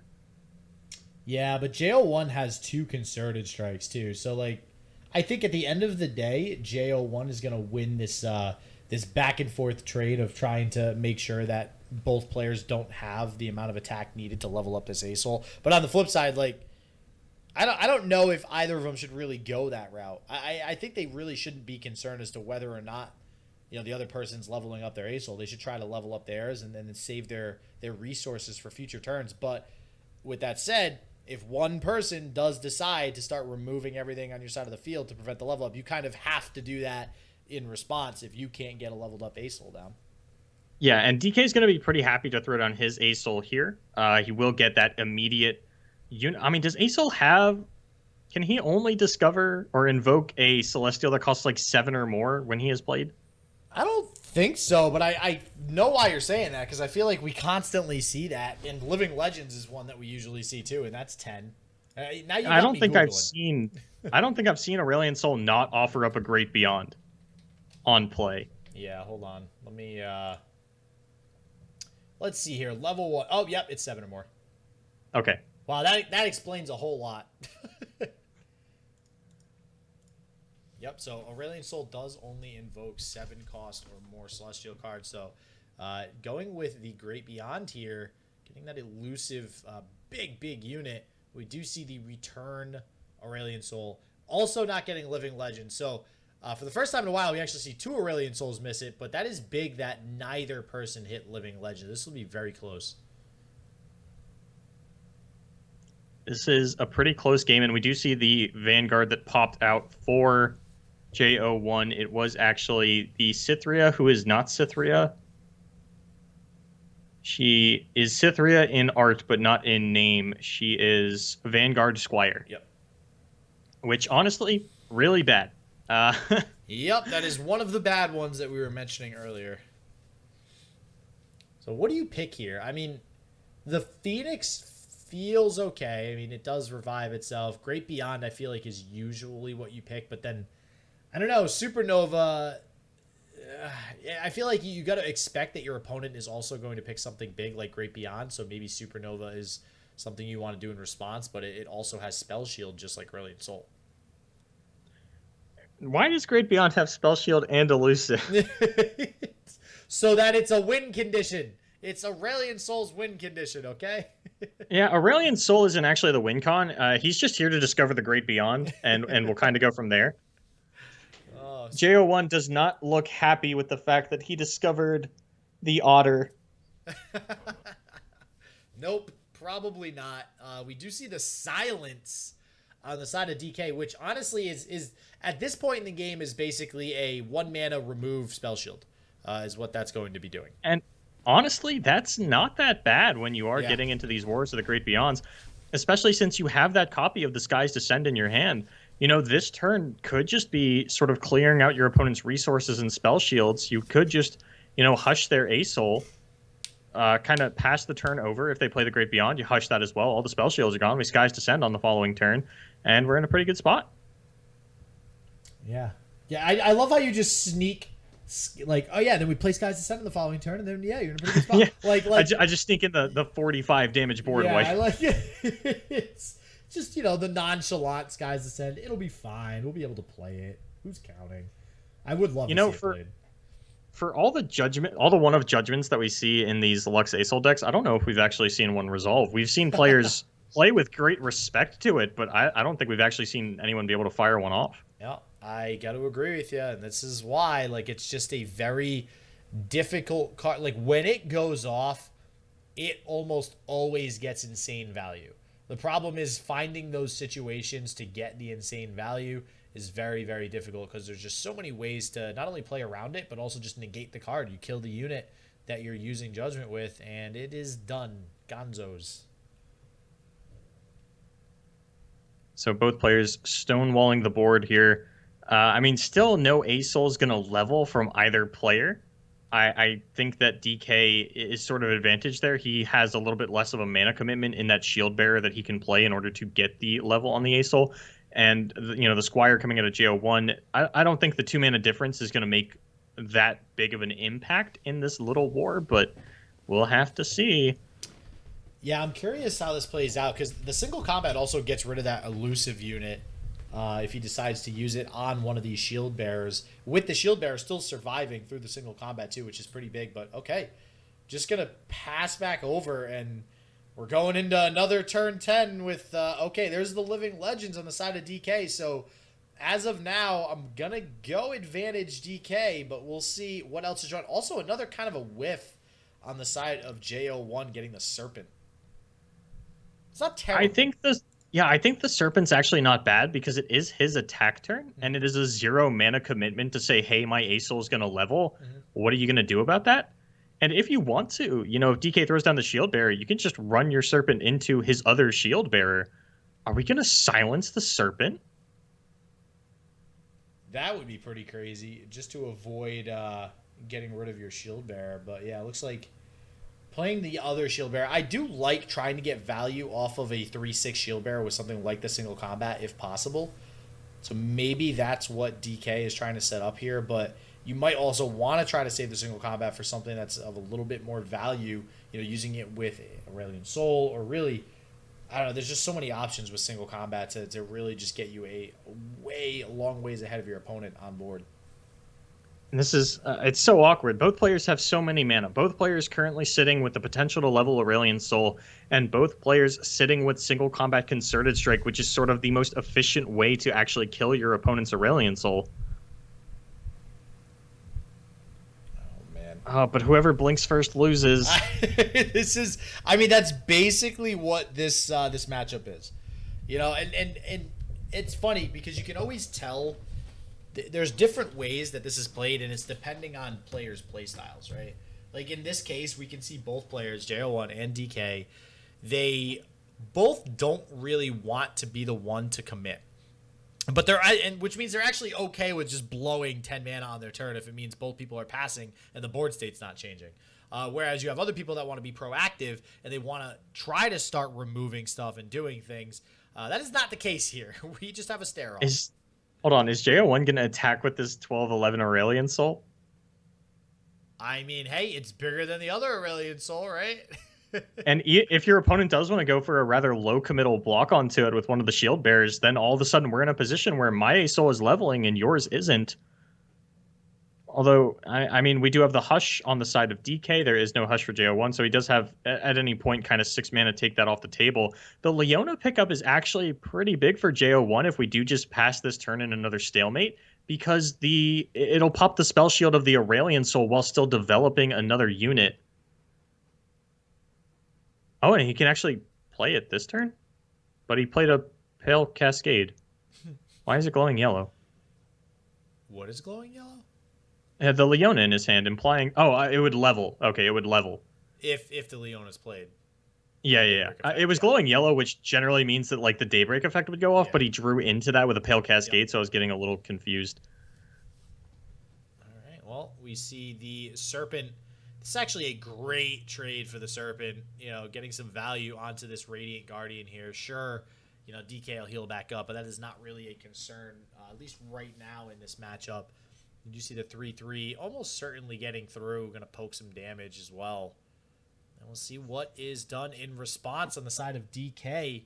This is such a stare off, man. Just both of them don't want to be the first one, it seems, to commit like a concerted strike or a single combat. And we see both players now have 2 concerted strike and a single combat in hand. So when everything starts to go down, it's going to go down. It's like there's going to be a lot of stuff happening. Well, this is where DK gets into an awkward position, because thanks to the Pale Cascade, JO1 is still in a position to level his Aurelion Soul at the end of the turn.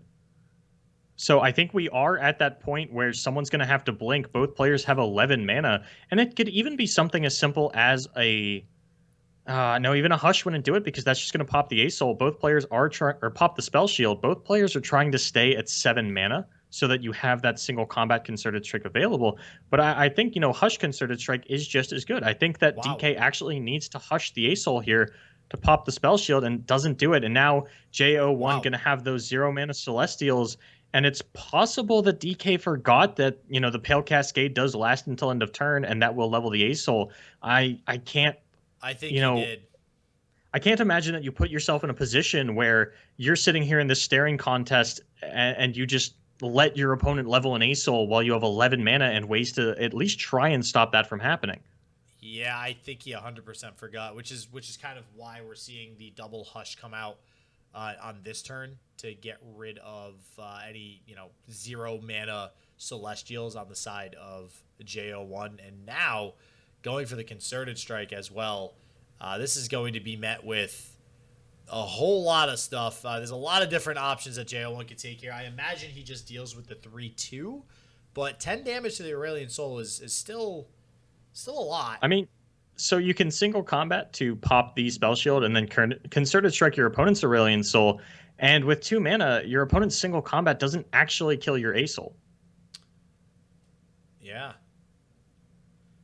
We'll see what JO1 decides to do, how he decides to order these here. I do think that wow, that Pale Cascade feels bad. I just looking at DK's reaction, I think that he also, like you said, he didn't recognize that it does last till the end of the turn, and I think that is actually going to be the difference maker in this game because, like we mentioned previously, it's all about the A-Soul, whoever levels it first. I think both A-Souls are dying here because DK can actually just single combat his A-Soul into the A-Soul, and then the second half of the concerted strike will still go off.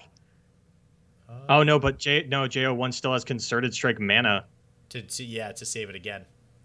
Yep. Yeah, so even if we single combat our A-Soul into the opposing A-Soul, we can throw a concerted strike down onto the shield bearer, get that thing killed, and then my A-Soul will live at 1.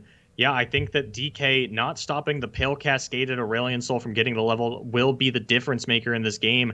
JO1 finally going to be able to fire off all of this removal, and that should just be the game. Man, this stack looks so weird. Yep, this is exactly what I knew was going to happen. That's why I said earlier, like, when it goes down, it's going to go down. And I actually thought all 4 concerted strikes and 2 single combats would be on the same stack, but due to mana constrictions, it looks like we're just going to get 3 concerted strike and 2 single combats.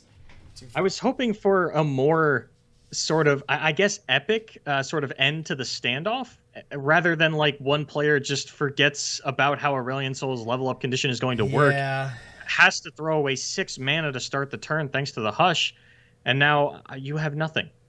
You have nothing. That is just going to be JO1 picking this up. I mean, DK has the second Aurelion Soul, so if both players had lost all copies, I think he'd actually be pretty favored, even though JO1's was leveled, just because he doesn't have another copy. He actually draws the A Soul for turn, so wouldn't have made any difference, apparently. Come on, please play the Skies Descend. Please just play it. To do what? Just to play it, because remember, this is what we do in Korea. We play out the entire hand to show you, okay, this is how bad I beat you. You play out the 0 mana card. Yeah, but it's oh, it's 11 now. Damn it. Yeah, well, the Sunburst it's also going to turn back into an A-Soul. Yeah, damn it. Well, we tried. So one of these games, we literally have casted so many A-Soul games, and we just cannot get a Skies Descend to get played. Like, I just want to see that happen, man. He doesn't even have to play the A-Soul here. He could just play the Great Beyond. He has lethal with the elusives. Just, gonna invoke another Celestial first, see if we can get 3 Great Beyonds on the field. What do we call 3 Great Beyonds together? Oh, God. Wow. I feel like I need some time for that one. 3 I'm pretty sure I'm going to steal some words from Gurren Login in order to make that one make sense, yeah. but... yeah. Actually, you nailed it. I love that anime. I think Gurren Login is probably the most out there, ridiculous, like, high-powered stuff. So I'm gonna agree with that. Yeah, we're just going to see these Great Beyonds throwing galaxies at each other. But for now, it's going to be DK taking the game and throwing that one out the window to his opponent, and JO1 going to catch that, moving up 2-1. So when it came out, Harrowing Anivia was really praised as the one deck that could out late game Heimer Vi. Is it the one deck that can out... Well, it's not the one deck that can out late game Aurelion Soul. There are actually a couple of decks that can do that, but does it have the tools to actually out late game the Aurelion Soul, especially the ramp version that is going to be getting this A-Soul online usually by turn 8, sometimes turn 9 at the latest? Do your Anivias get online fast enough? Because we are seeing ramp out of the Anivia deck as well. Yeah, we'll see who is going to get the better out of this matchup. We have seen a lot of Anivia today as well. So interesting to see Anivia kind of come back into the forefront of the metagame. Card that is hotly debated as to whether or not it's actually even good, especially for something like a ramp deck. Now that we have something like Aurelion Soul, which seems like kind of a better late game option. Ooh. So, oh man, Soga's gonna open up with 3 ramp spells, and Frozen Winter's not gonna have any. Wow. That's rough for Frozen Winter for sure. All right, that might just be it. That might okay. We're 2-2. Go next. Yeah, this Aurelion Soul is going to come out super early here, and The thing is, too, on the side of Frozen Winter, there's not really much you can do to like remove these wording stones. You know, now that they're at 4 health, even if there's something like a Grasp of the Undying that comes out, it's gonna be rough. Vengeance is an option, but do you really want a Vengeance or wording stone? I feel like you don't. No, I don't think you do. And so an interesting sort of interaction that I wanted to bring up, because we do see the Sunburst in Soga's opening hand. Similar to Devourer of the Depths, I don't think Sunburst onto Anivia is ever going to work out for you. I think that Glimpse Beyond is going to negate that more often than not. And because Agnivia is a separate entity from Anivia, the Sunburst doesn't like redirect its target onto the Agnivia. It just fizzles. But we are going to see this Glimpse Beyond fired off proactively onto this Avarice and Sentry. Just draw 3 cards, see if we can find a little bit of our ramp to keep up with our opponent, and no, we just find more of our late game. And yep, here's the entreat. Number 3 on the Anivia train here. Spacey Sketcher also going to come out. I feel like you take the Messenger here. It looks like he's hovering. That's how I'm feeling. So the one thing that you would think of in the Anivia versus Azul matchup is that, assuming that the Anivia deck can keep up on mana, is that you're going to have a very difficult time leveling Azul, because I'm just going to completely rip apart the rest of your board with this Anivia. You almost feel obligated to take something like a Scourge off of the Azul Invoke, just so that you have 2 10 health units to try and survive and get your Azul leveled on the following turn. So, you know, I understand maybe stunning out the Anivias, keeping more of your board around. Yeah, and there we see the Catalyst of Aeons fired off there. We'll see if we see the Wording Stones hit as well. Yeah, the Wording Stone would have ramped him into turn 9, which I guess is awkward. Just a little awkward. Yeah. You don't really care about that, as long as you get it down this turn. Yeah, and I think that's what he's going to go for, too. You know, if Frozen does kind of get rid of some of his mana and he plays most of what he's got in his hand to, I don't know. I mean, I don't see why you would play something like an Avalanche, etc.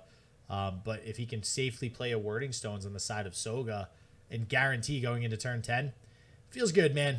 And it looks like that is exactly what we're going to see here now that the Wording Stones is essentially safe and out of range of everything. Wow. So for those of you following along at home, if I've done my math correctly, this is going to be a turn 7 Aurelion Soul. Yep. This is, in fact, a turn 7 Aurelion Soul. I want to go out on a limb and say this is probably the fastest A-Soul I have ever seen hit the board. Yeah, that sounds about right. And Frozen Winter, even though he's on 8 mana, remember, he did finally find his own Catalyst of Aeons, so that's why the A-Soul's not going to level, but I don't think that really matters. The Spell Shield is going to be pretty impactful, and there's a Living Legends offered up, as well as a Supernova, even the Crescent Rays, and it looks like he's hovering the Rays. Excuse me, that's Cosmic Rays, okay? That's what I said. Yeah, you said Crescent Rays. No, I didn't. Right? I said Cosmic. So, and it looks like the Vengeance Vial Feast combo going to come out and kill the A-Soul. Yeah, it seems to be a common way to pop the Spell Shield and kill the Aurelion Soul. So bye-bye Aurelion Soul already. But hey, we got a backup one in hand already. Yeah, that's not great for Frozen Winter. But oh, never mind, finds another Vengeance. We'll need something else to pop the Spell Shield. Likely the Avalanche will get that job done. So I know that Frostbite spells like Flash Freeze and Harsh Winds will pop Spell Shield, but I don't think Ice Veil Archer does it? Wait, I thought Flash Freeze... Or sorry, yeah. No. Yeah, no, that's correct, yeah. The spells pop Spell Shield. The actual abilities that kind of happen instantaneously that, like, don't really hit the stack in the middle, those do not pop Spell Shield. But that's what I thought. Okay, yeah, that's what I thought. But yeah, as you mentioned, does have Avalanche and Vengeance available to go ahead and kill this A-Soul. And honestly, that could be Soga really going onto the back foot here. You're down to A-Soul already. That's not great. You haven't found a Trundle yet. You are looking at a fair amount of removal in your hand. But, I mean, the Scourge could even be enough to get it done, just giving everything else on the board the +2/+2 and Overwhelm. You know, everything is surviving this Avalanche. Maybe it doesn't work out. Maybe this Anivia attack clearing out the Wording Stones is going to be enough, but honestly, I don't think it is. As long as these Troll Ravagers survive alongside the Scourge, you're feeling like you're in a pretty good spot. I gotta say, I am very surprised to see what's happening happen. Like, I'm not I don't think I ever expected for 2 Aurelian Souls to get killed this easily back to back, especially with something like Spell Shield. But it looks like this Anivia deck is just quite handedly dealt with not only 2 Aurelian Souls, but 2 Aurelian Souls on turn 7 and 8. Like, I think that speaks a lot to this Anivia deck. Like, is that maybe one of the reasons why some people have chosen to bring something like this Anivia deck, that it counters Aurelion Soul that hard? I mean, it is something has to be the best late game deck in the game, right? Mm-hmm. It's Karma Ezreal, but other than Karma Ezreal, I could definitely see this having a good spread of matchups, just being able to constantly clear the board, make sure that the ASOL never levels. And honestly, while it does get that initial Celestial, just a 10-10 on its own is not the most threatening thing in the world, especially when you do have these Iceveil Archers. So here we are going to see this Anivia going to clear out the Warding Stones. Now the question is, how do we deal with the Scourge? That is sort of the next item on the docket. And I think that is going to come down over something like the Sunburst to try and kill this Anivia forever, as it will still add it to the death pool, and Rekindler can always bring it back. Yeah, I think the Scourge is going to pose a little bit of a problem for Frozen Winter, so we'll see if he's able to get rid of it here with... he doesn't have any removal left. He did already use 2 Vengeance in hand, so I'm not sure how he'll end up removing it. He can definitely Frostbite it over the next couple of turns if he chooses. But... excuse me, Boulevard, you said Karma Ezreal is the best. What about Spooky Karma? Is that not the best late game deck? Are we not giving Spooky Karma any credit, or do we just hate Spooky Karma? No, I don't think it's got a better late game than Karma Ezreal. Karma Ezreal just has that 2-turn combo, or that 2-card combo of like, hey, I can actually just like kind of kill you here if I really want to, you know. Yeah, I guess the difference is one never dies and one actually wins the game. Yeah. So. But yeah, so we'll see if Cosmic Rays comes out here on this turn, or we could. I mean, unfortunately, don't have the mana to actually play the Scourge yet, but looks like we'll be able to go into our attack turn next turn. A-okay with that. This looks one, like okay, gonna give Spell Shield over to the Troll Ravager. Yeah, which is a little weird considering that it has regeneration. Not sure why he decided to do that, so we'll see. It looks like this Crescent Strike will definitely come in handy, though. Will be a very big attack being able to play the Scourge here, too. Are we just trying to play as many Celestial cards as possible to make the Scourge bigger? Scourge doesn't give himself Overwhelm. Yeah, I think you might be... I feel like we've seen a lot of players make that mistake. Like, I think you might actually be right with that sort of misinterpretation of the card. I feel like that's at least like the 3rd time that we've seen somebody expect it to give itself Overwhelm as well. But did he just attack without the... Huh? Yeah, like it feels like we're going for some kind of lethal here, and I'm not seeing it. What actually do we just watch? That seems so odd. To go ahead, buff up the Troll Ravager, and then not play the Scourge for the attack. What? All right, so he wants to play the Cosmic Rays, I guess? I'm really trying to figure out what he's going for here, because Cosmic Rays doesn't obliterate. So the Anivia will still turn into an Egg Anivia, go into the Death Pool. Yeah, we could follow up with a Rekindler. I mean, even if we Cosmic Rays here, we still have 2 Anivias to deal with. The only thing it's actually killing is that Kindly Tavern Keeper, and that doesn't seem worth it. I am perplexed by this Crescent Strike play. Does Cosmic Rays obliterate? I mean, all the other ones do. I could see this one doing it. I just didn't think that it did. Looks like it does. Okay, so it does obliterate. There we go. So going for the obliterate there, actually getting 2 Anivias too. So wait, hold on. Let's back up here. Has an Anivia died? Yeah, it was Glimpse Beyond it. It was Glimpse Beyond. Or no, it wasn't Glimpse Beyond it. It was it blocked. I know it blocked on turn 9 and turned into an egg. Okay. Or rather, it died on turn 9 somehow and turned into an egg. All right, because I was gonna say if he's actually able to obliterate all Anivias, that is definitely a thing. We saw the Rekindler bring one back, and then that one got obliterated. So yeah, we knew one died. Okay. So we'll see if he can kind of keep the rest of these Anivias as they come out at bay with some more obliterates. For the time being, he does have Sunburst to potentially deal with one of the Anivias. We'll see if he decides to go with the Scourge finally this turn, though. Get this bad boy on the field and give everything Overwhelm on his next attack. It feels a little weird to play it on my opponent's turn, just because I'm pretty sure they're going to attack with this Anivia no matter what. I don't think they're really trying to float my, like, big brain float my mana like that, but even if they are, at least now we have this big guy. You don't have an Ice Veil Archer opportunity for the following turn. I get to, I guess, challenge the Rekindler. Challenging the egg doesn't sound super impactful. Maybe I do just so that I can Ice Quake it. Like, because I can attack the Anivia, then I Ice Quake, it kills your Anivia. Probably nothing on my side of the field dies because it was all buffed by the Scourge. Yeah, I would have liked to see the I don't know. Sunburst this turn, and then next turn go into the Scourge. But I mean, one way or the other, he's still going to get a pretty hefty attack in next turn. And the one thing, I mean, with buffing one of these Troll Ravagers up by 2 health on that prior turn, he pretty much guarantees that it lives. I don't know if there's any combination of blocks and spells that will allow killing this 3/7 Troll Ravager. Probably not. I think at this point we're kind of holding out for a Ruination. Oh, there's another Azul. That is damn Okay, good so- timing. Woo! It is very unfortunate for Frozen Winter that Soga finds the third Azul before Frozen Winter has found any copies of the Harrowing. Because I do think that if Frozen Winter ever found a Harrowing, he was pretty much just going to take this game away. And Soga really just, not necessarily Aurelion Soul, but needed some kind of Celestial Generation. I have no idea why we did didn't we not also attack with the Troll Ravager. Some of these attacks are very confusing to me. Even if the Anivia blocks, our Ravager goes down to 6 HP. You could. I mean, what am I worried about? Double? Yeah, but you would just double grasp my Scourge, right? And I think we already saw 2 grass come out.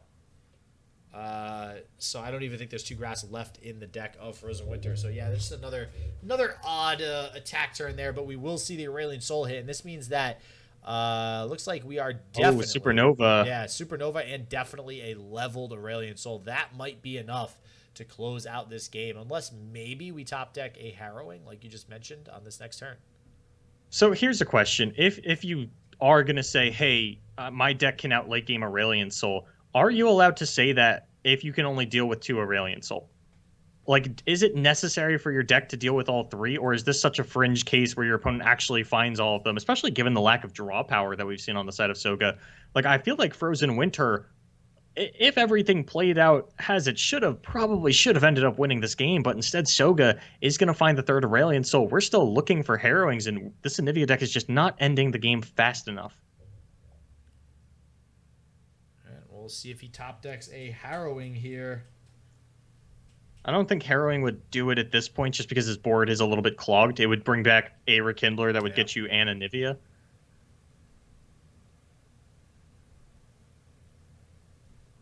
Why did... Oh, right. Okay, so the Ice Veil Archer came out to deny the A-Soul level. I'm like sitting here looking at this Aurelion Soul like, why is this not leveled? But that makes sense, yeah. So the Ice Veil Archer did turn that off for the turn. All right, gonna see the Troll Chant come out, buff up this Scourge a little bit, so that way, probably so it can actually block here and still survive, but it actually, I don't think it can actually block anything. And all right, so just to survive the two Anivia effects, then, so it'll put him down to 7. We'll see. He will likely be able to play the Obliterate coming up, though. He's only got 9 mana. 8 mana, yeah. Wow. Or 8 mana, yeah. I knew it was like 1 shy, but... What do we have here? It looks like Double Withering Wail is going to come out. And that will kill the Scourge. Will, once again, prevent the A-Soul level. Oh, we'll see what Frozen decides to do here. And yep, we are going to see the Withering Wail. It will pop the Spell Shield. Double Withering Wail still keeps the Aurelion Soul alive, though. Yeah, it's going to kill the Troll Ravager off to Yeah. the side as well, but... I mean, as long as this A-Soul isn't leveled, it's not as big of a threat. The Great Beyond does need to get on board in order to level this now. Well, I think we're just going to see the double Obliterate next turn after we see, the Troll Ravager, or the Troll Ravager, the Trundle come down, get that pillar on board, obliterate the 2 units from our opponent, and honestly, we might just kill them. Yeah, and, well, at this point, so that's why I mentioned the Harrowing earlier. I mean, if these... Oh, the Messenger should wow. be enough to level this, right? Nope, we took Moonglow. What the heck? Well, Is the messenger enough? No, 16. It would have only been 18. So, well, I think he's just kind of prioritizing keeping his Aurelion Soul alive, but I don't think giving it more health really matters right now. I don't know, but either way, I think that Frozen does 100% need a Harrowing now because these will likely get obliterated, and he needs to start putting a ton of Anivias on the field in order to actually get some to stick, or they're just going to keep getting obliterated. I'm pretty sure this is lethal next turn. I'm trying to count how big this Trundle's about to get. From the Ice Pillar and the Trundle level, it's 1, 2, 3. The Obliterate spell comes out first before the attack. So, I mean, it depends on what this Aurelion Soul invokes at the end of the turn, if we're being honest. So I'm not going to bother trying to count it up. But I think the Vile Feast has to come down onto the Spacey Sketcher so that you have a blocker for the Aurelion Soul. But that doesn't have to happen until after the Obliterate spell is thrown out. Living Legends. Okay. This always somehow finds its way into the hand of Aurelion Soul players.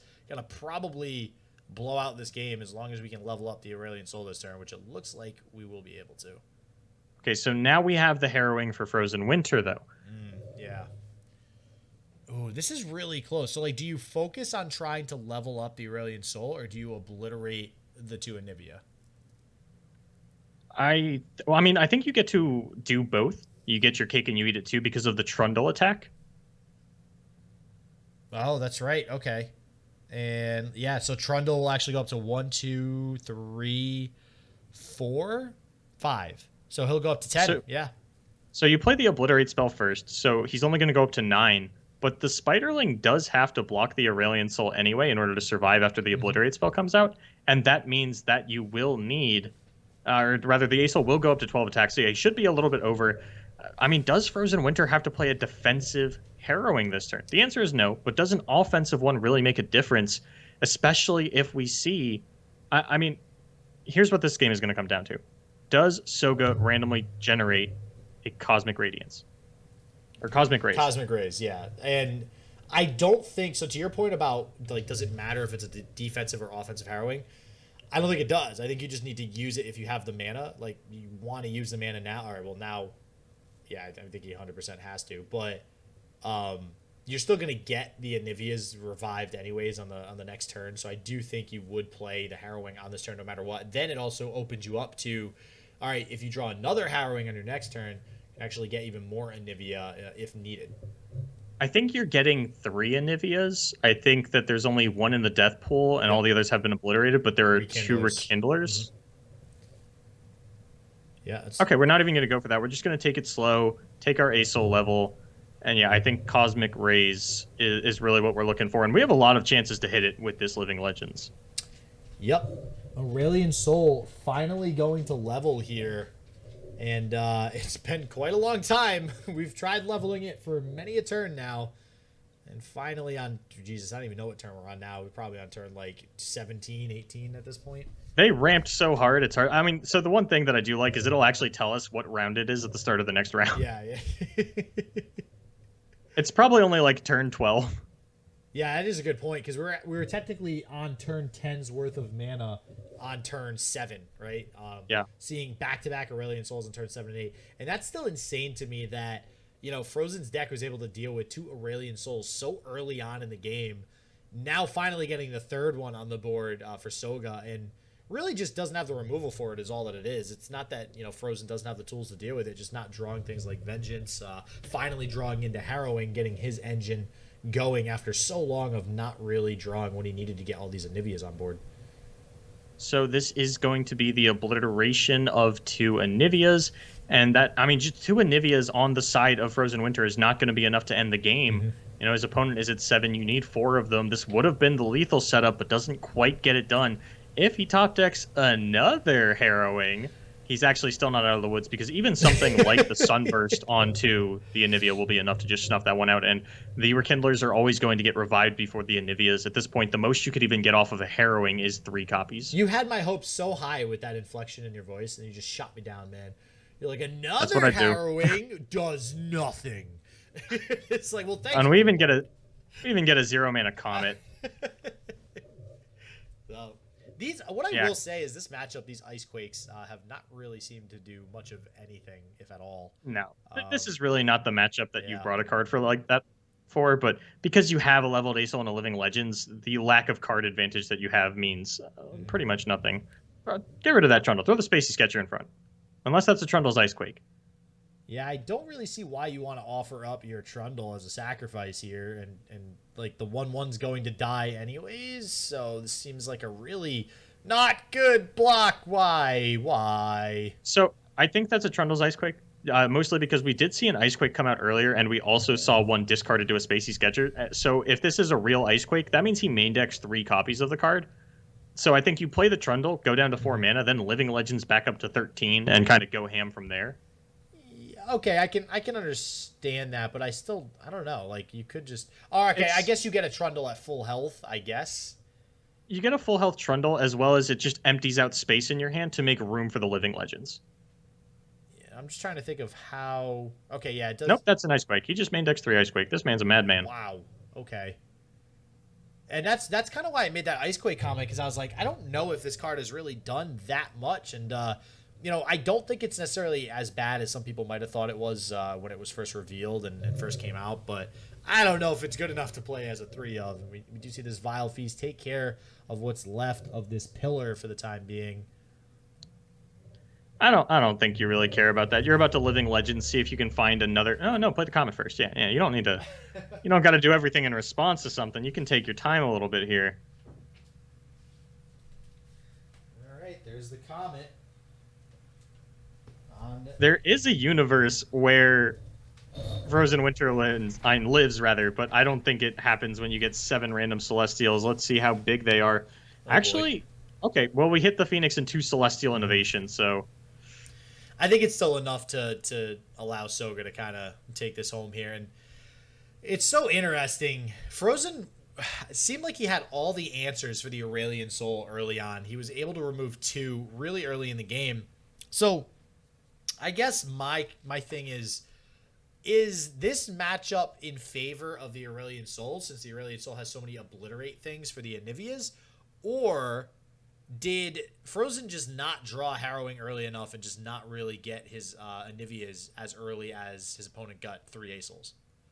I think it was the latter. I think that, your opponent drawing 3 Aurelian Souls is kind of nuts, especially given how long it took you to get a Harrowing. Yeah. But, I mean, it was sort of the same problem that we ran into with the Deep decks versus the Bald Eagle deck was, okay, yeah, you have the ability to obliterate an Anivia, but I have Glimpse Beyond. And I only really need 1 Anivia in the Death Pool before Rekindler adds it again, and then the Harrowing just brings back Rekindlers that are bringing back Anivias. I only ever really need 1 Anivia to die for my train to start to get rolling. Even if we do get into a Harrowing game state where, like, I just fire off Harrowing after Harrowing, all the Rekindlers are going to bring back the same Anivia. It doesn't matter if you obliterated all of them. And here is the attack for the victory. Soga going to take that game over Frozen Winter. All right, so we have yet another Lux Aurelian Soul deck versus. Is this another? It's the same. It's the same. It's Anivia Harrowing. Yeah, okay. Yeah, Cool. they lost with it, so they can play it again. Awesome. So, and actually, maybe that's one thing that I forgot about how this tournament is structured. But so you can different players can play the decks themselves. Yeah, as long as they didn't, because you brought the same 5-deck pool among all your players. Okay, gotcha. You don't have to play every single deck that you brought, because we are overwhelmingly see players just kind of repeat the same 3 decks over the course of the event. Awesome. So, all right, game 5 here, JO1 versus DK. Let's see if DK can get his revenge here and beat JO1. So DK critically is running the 3 Lux 3 Aesol. I don't think it's going to come up again where JO1 gets to remove 2 Aesols and then DK top decks the 3rd. But, that is an adaptation of the Aesol Lux that DK is going to have available that JO1 wouldn't have, going with the 2-2-2 split. But I do think that the Anivia deck, at least JO1's team believes it is favored into Aurelian Soul decks. They queued it up twice in a row into these Aesol decks, and I think it looked pretty good in game number 1. In game number 4, rather. Things just didn't work out super well, and doesn't really have anything to deal with this Screeching Dragon. Ah, man, if this had been a moose. If this was a moose. Yeah, and what's interesting, too, DK not going with the 2-2-2 version of Leona, Lux, Aurelian Soul. I think it's actually better in this particular matchup because the Leona is basically going to be useless. It's not really going to get any early game value if it comes down on turn 4. It's not going to. You don't need to, reduce your opponent's aggression in any way, shape, or form. And even late game, stunning one of the 4 Anivias on board is probably not going to do much. So getting the extra Lux, getting the extra ASOL, I think is definitely a good thing for DK. So we'll see if he can use that to his advantage here. So this is going to be a little awkward for JO1. He's got to string together multiple instances of damage to actually kill the Screeching Dragon, but we see double... Oh man, I'm actually blanking on the card. It's not Pale Cascade. What is Double Guiding Touch. Guiding Touch, there we go. I hate this card so much, and I can never remember his name. So the double Guiding Touch is going to make this sort of strung together removal feel really awkward. JO1 might throw out an Avalanche here. That would get 1 Guiding Touch. It would set it up to, once again, survive through a Grasp of the Undying on the side of the second Guiding Touch. And things are really just looking pretty awkward for JO1 so far in the early game. Remembrance just so good against these control decks at really putting on the early pressure. Yeah, we do see the Valor hitting the board here. We'll see what JO1 has in response. Looks like we're going to see the Avalanche come down, and that is a pretty damn good value Avalanche till the Guiding Touch comes. And we were talking about this earlier with the heal too, right? Like seeing the heal used so often now on followers and champions to do exactly what we see it do here and kind of stave off some of the lost advantage in losing 2 units to 1 Avalanche. Looking at the way things have played out so far, I'm starting to think that if DK had actually hit the Moose, it would have just been a turn 5 lethal. Wow. That's like, there's an elusive deck with Moose, right? Where you just play like Ghost on Moose and then you like buff it up with something and you just attack twice for 10. That's a thing. So basically, this deck just turned into that, is what you're saying. We just need to run It Ghost. could have, but instead, not going to be in the cards, the Screeching Dragon. I mean, it survives this Grasp of the Undying with the second Guiding Touch. Instead, we're going to get the Iceveil Archer just to develop our own unit, but I'm a little surprised, actually, to see the Iceveil come down onto that instead of something like the Shield Bearer. I would think that you would want to offer up this Iceveil Archer as a blocker onto the Screeching Dragon, since it is DK's attack turn. You're not going to block that Shield Bearer with it. Nope, probably not. I imagine we just see a Soldier hit the board here. I mean, do you drop... I don't think you ever drop both Soldiers here, right? Just to like try to go in. Looking like he might. Yeah. I mean, it feels really weird, but I mean... This isn't a matchup where they really get the value that you would kind of want them to. I think dropping 1 is a little weird. I think that if I was going to play all these out, it's because I wanted to constantly go in. But I think we play 1 so that we have a blocker that we're willing to sacrifice to this Iceveil Archer next turn to get the Radiant Guardian down. But I don't think JO1's going to attack with this Iceveil Archer. I guess we're playing around the Anivia that we know is there because the Entreat came out. Possibly. I don't Probably, know. right? It still just seems a little odd. But we'll see what JO1 decides to go with next here. Going to get one of his Anivias down. We'll see if it's able to put in some work early on here in turn 6. We don't see any obliterates or anything like that on the side of DK just yet. It's possible we see the Anivia removed at some point with something like Concerted Strike and just, combat tricks, followed by the egg, obviously, removed afterwards. But we'll see. Yeah, he's got the Glimpse Beyond. He's got another Anivia in hand. I think it's pretty safe that JO1's going to actually get his game plan rolling this time around. Looks like Solari Soldier's going to start off the turn. Yeah, I think if JO1 attacks with the Anivia... I don't actually think JO1 attacks with the Anivia here. No, because then it's going to get traded by the Dragon, right? Yeah, and then you're just sitting on an egg for probably too many turns for you to really be comfortable with. Plus, you do have to be cognizant of the potential of a Radiant Guardian coming out of DK. I think what we're really going to be looking for here is, can DK get down Hush at that perfect moment to stop the Anivia from even turning into an egg and reviving into something? Oh, we're just going to Screeching Dragon, Cosmic Rays on the table that will obliterate all copies of Anivia. And I think that's a much more reasonable take than the Great Beyond or the Scourge. We are so far away from getting either of those online. Yeah, and Cosmic Ray is just so good in this matchup. I mean, you'd like to obviously have maybe another Anivia on board and get some super good value there, but, we'll see if it comes into play later on in the game. I mean, even next turn, let's see, it'll be turn 6. Looks like Cosmic Rays will be on the board. I don't imagine we'll see any other Anivias hit the board anytime soon. I believe I believe for Cosmic Rays Supernova and Cosmic We need to Innovate, or behold the Celestial. yeah, you need to Yep. behold another Celestial. So he's got to find another copy first. Oh, we actually are just going to attack with the Anivia now that the Radiant That's Guardian mana so. is off the That table. makes me uncomfortable. I don't Oh, like having a 0/1 egg on the field for 4 turns is just an uncomfortable feeling. Like I would never do that. I don't think it's going to last that long. I think Yeah. we're going to block it, to be honest. Looks You know, well, it's gonna get here's challenged the by the question. dragon now, and the dragon gets buffed by Fury. So I really don't know if I like this play with Yeah. the Anivia. Oh, this was my concern. Are we vengeancing the dragon or are we going for grasp? We're going for grasp, but there's still another guiding touch in DK's hand that will let this survive the grasp, and things are not looking. Why are we blocking the 2/2 instead of the 3/1? What you got to say about cantrips now, huh? Still say they suck. This one is saving a 5/3 dragon with Challenger and Fury. Huh? Yeah, because Huh? it's playing against Harrowing and Anivia.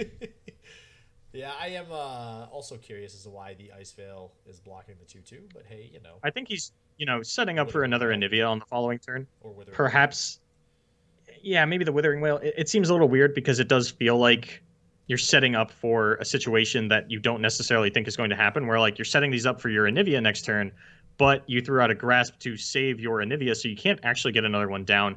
The Guiding Touch going to negate that. Now we even have Pale Cascade. If you do go for a whale, I can still save one of my units and push through a fair amount of damage. Yep, here's the grasp, and we will see. Looks like the whale also come out, and it's just going to be just short of still killing this dragon. And this is why it's such a good card as of late. You know, we're talking about how it's basically a replacement for a Swiftwing Lancer, among other things. Obviously, this deck entirely different from the usual Demacia mid-range deck, but just overall, that Challenger, that Fury tag, just such a good card. And Pale Cascade going to save the Shield Bearer here. Also going to push through some damage. I don't know if I'm crazy about that, but it does save the unit. It was either that or get down Lux this turn, but you really don't have great follow-up for your Lux. And 5. She probably would just get Vengeanced, this kind of straight away. Yep, And unfortunately. now we get the Radiant Guardian down. Unfortunately, Barrier does not stop Vengeance. That's unlike Spell Shield. So, and it just, man, I'll tell you, Barrier just feels so terrible now that Spell Shield is the thing. Like, Lux comes down, you're like, yeah, I got Barrier. Well, it doesn't really matter because I can still kill it. So, Okay, so we see Ruination off the top for JO1. yeah, that's going to get some work done here, especially playing this Anivia. You know, if he goes into turn 9 here playing this Ruination, the egg will pop out, and then we're going to get a leveled up Anivia going into his attack turn on turn 10 for JO1. So, do you attack with this as JO1? You clear out the Shield Bearer. You know, maybe you get blocked by the Radiant Guardian. You can still Vengeance something on the following turn in order to save the Anivia, let that evolve on the next turn. Things are looking okay for the Anivia survival rate. Granted, DK does have this Concerted Strike and the Hush, and I'm kind of curious to see if he's just going to go Hush Concerted Strike here to just get this Anivia completely off the board and out of his way into a beautiful open attack that would represent lethal, but gets stopped by pretty much every removal spell in JO1's deck. You know, it's interesting. We've seen so many Obliterates come out to get rid of these Anivias, but did we see in the previous match from, I think Soga was the one playing the Aurelion Sol deck, did we see any Hush on the side of Soga? I don't believe... I mean, he didn't draw any. They were almost certainly in the deck. Yeah, all right. So if he was playing them, he just didn't draw them. Because, I mean, that's just, it's yet another way of dealing with Anivia. So it's interesting that all of a sudden with Call of the Mountain, like we're seeing Anivia return to form a little bit, at least here in this tournament. But there's actually more answers to Anivia now than there ever was. There's so many Obliterates and then Hush in and of itself. This is such an awkward spot for JO1. You really do want to get that Shield Bearer off the field. I mean, you It's really just a matter of like... you really just want to get to your next turn and play Ruination and feel really good about yourself. Yeah. Like... And I don't think you're even necessarily going to hate the... Because you want to Ruination, kind of even after your opponent's attack turn, say, redevelopment be damned, I just need to get this out, I need to clear your entire board. You are going to lose your egg, Yeah. and at the moment, you don't have any ways to bring back that Anivia. You're just sitting on some Glimpse Beyonds that you never found an opportunity to play. You've just got those two Vengeances that are sitting there doing nothing. This seems terrible. I don't think you like ever attack here. I mean, passing also really doesn't feel great. I guess. I mean, I guess you mitigate some damage from an open attack, but even now with an open attack, you're still gonna take 9 damage at least. And well, actually, now with the Valor, it's gonna be 11 damage. So, and Pale Cascade is 13. That's actually almost lethal now. Yeah, this is certainly not the situation JO1 wanted to find himself in. I really would have liked to see a pass, to be honest with you. And then, like, maybe the Valor comes out and then you attack. But if the Valor doesn't come out, then obviously you just go into the next turn with, you know, Ruination mana. You would have survived, definitely, but at least kept your Anivia. Yeah, so this is... What is and actually, with the bird, that's just lethal pulling with Valor. Yeah, I mean, the Vengeance is going to stop that. It's just a matter... Like, Lux is what you want to kill, but the dragon has the most attack. But killing the dragon with a Vengeance feels so bad when it is only sitting at that 1 HP. That's Fury for you. I think you do need to kill the Lux just because there is a potential that if you then try to redevelop with an Icevale Archer or even get an Anivia down later on, then the final spark is just going to run over the egg for lethal. Yeah, this is a rough spot for JO1. It's looking like DK is gonna be able to take this home, and the problem on the side of JO1 too is like you have Vengeance, you have 2 Vengeance, you have Ruination, like all these big mana spells, but can really only play 1 each turn as it currently stands. You know, we are on turn 9 here. We do see the Glimpse come out and the Vengeance very smartly, I think, on the Lux. So we'll still take 11 damage though, put him down to 3, and get this a Glimpse Beyond negated, which feels really bad because right now JO1 needs options and he ain't got none of them. Yeah, I think he is going to be able to play that second Glimpse Beyond to kind of force this one through. We'll have a bit of an awkward time going into the next turn. Might just have to Ruination anyway. It looks like DK is trying to get this Pale Cascade off, unfortunately, because the Concerted Strike hasn't actually been locked into the stack yet. You don't get the... You know, oh, but this is actually just lethal because the Concerted Strike will power up the dragon, so you do have to play the Glimpse Beyond here. Oh my god. So speaking of Fury, I don't like this Fury keyword, man, I feel like is so underestimated, and it just puts in work on this card. Okay, so now we find a Vile Feast for the Pale Dragon that is now out of range. But he's in an okay spot now. This double Vile Feast is actually a pretty impactful pickup. You can kill the dragon. You have blockers for your opponent's units. And honestly, DK's sitting on a Celestial card that he can't cast. You know, a Concerted Strike that, you know, he can use to kill a Spiderling and then get Vengeanced on the following turn. You could even... Ruination. Potentially... I mean, Ruination is scary because if your opponent plays 2 units, you probably just die, but... Honestly, I'm not sure you have much of a choice at this point. You could play... Let's see. If you play 2 Vile Feast... if you play the Vile Feast on the Valor, now your opponent gets to summon a Radiant Guardian that's active. So that's going to feel really bad. So yeah, I think you're right. I think he just doesn't have a choice. So we're going to get the Radiant Guardian after the fact. But it will be able to be Vengeanced. And luckily for JO1... there is not a second unit for the time being anyways to follow up the Radiant Guardian and actually push through lethal in the open attack. Are we going to see a weird kind of cheeky lethal where DK goes, okay, I need another unit, play it, I Icevale Archer, you attack, I block, or Vengeance or something nonsense, and then like I hush my Frostbitten unit to present lethal? It doesn't look like that's the case. I don't think so, but that would be interesting to see that here in the finals. It's current health total sitting 1 to 20. This is going to be a big comeback on the side of JO1 if he can get it done, especially since DK did find the Aurelian Soul off the top, and JO1 found arguably one of the most useless cards in his deck in the Catalyst of Aeons. Whoa, it heals for 3. Okay, it heals for 3. At burst speed, no less. Oh, wow, burst speed, no less. Yeah, it's feels kind of bad. Would like to see, again, a Harrowing, and this is the second game in a row with this Anivia deck that we just, like, are not finding Harrowing. Like, it's the card. The deck needs that card to function, and we are just not finding it.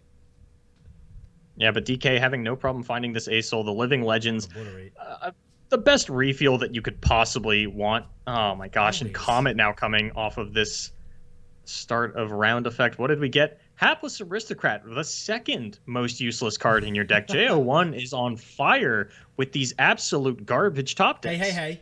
It's a chump blocker, okay? Oh, it's a chump blocker. Actually, Buy now, 2 for the price of 1. One thing I wanted to mention earlier, you mentioned the 2 Vile Feast being pretty impactful, and I know we've had this discussion previously about Unspeakable Horror. Unspeakable Horror I still think is a much better card overall than Vile Feast, but this is exactly why Vile Feast is very much still a great card. For decks like these, being able to not only give you that drain and possibly kill a unit with the 1 damage, but also provide you that token Spiderling to block with. Wow. Honestly, I thought he was going to comment. Yeah, I thought he was too. It was like, insult to injury, you will not get another token blocker. I didn't. it. Honestly, I don't think it would have been the most unreasonable play. Or you even could have gone for this Cosmic Rays, just clearing out all of your opponent's blockers. And plenty of options now, and he even has all of the mana available to play these without the Crescent Strike should be enough. Yeah, I think that. Well, there's still Ruination mana. Yeah, but if we play something like the Grizzled Ranger, then we have a unit even through the Ruination. We do still have Vile Feast, so maybe we have a chance at getting it done. But if I Crescent Strike here and you Ruination, I just get to play like Radiant Guardian. And the Trickster. Actually, the Trickster on its own could be enough. This like forces out the Icevale Archer. Or the Ruination, yeah, one or the other. And you know what's funny? Oh god, it feels so bad that the Hapless Aristocrat is silenced, because even with like the Ruination, now you don't get the token playing the Ruination. Like, it's so crappy. Oh, who would have thunk it? Silencing a Hapless Aristocrat, winning games.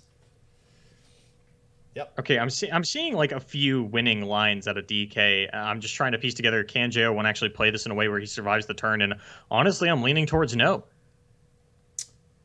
Pale Cascade, gonna at least push the 2 damage through. And is this just lethal? This is lethal. No, he's got a Catalyst. Oh no, yeah, he does have the cat. See, burst speed, 3 heal.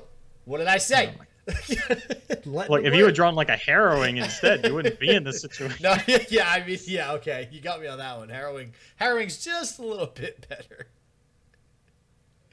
And now, I mean, DK has drawn too many real units. The Ruination onto the Acel not going to matter as much. And I think, we could even level the Acel this turn. If you like Moonglow, yeah, either the Solari Soldier or the Radiant Guardian, then play both of them. Yeah, it looks like we are going with the Radiant Guardian here, but going to play the Grizzled Ranger instead. And still somehow, though, JO1 in this game, just barely by the skin of his teeth. 2 life left. Oh, and the Warrior, I mean, it's a unit. And that's really all you're looking for, is just to continue to have gas. And another Hapless Arist, what are you doing? Who stacked your deck, JO1? I mean, at the very least, it's better than being forced to play the Ruination. This kind of makes your opponent have to go wide, or at least stalls another 2 turns, so that you just have blockers. There is the elusive unit, but though. I mean, no, it doesn't matter. We're just going to see DK play the Cosmic Rays. Mm-hmm. And then, we get a Ruination out of JO1. DK responds with a unit, and that is just the ball game. Yep. Unless he top decks another Vengeance, maybe this Vile Feast will be enough. But even the Hapless Aristocrat isn't going to get anything. The Avarician Sentry isn't going to get a draw, because this is an Obliterate spell. Yeah, this Cosmic Rays has come in so clutch in this very particular matchup. And so when we were watching the other game between Frozen Winter and Soga, it's the same deal.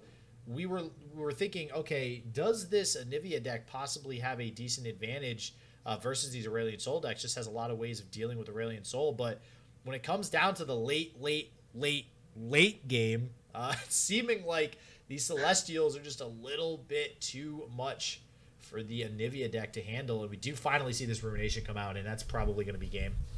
Yeah, JO1 decides that he cannot let the Aurelion Soul level, will need to throw this out, and we could even see like a hush onto the Avarician Sentry, followed by...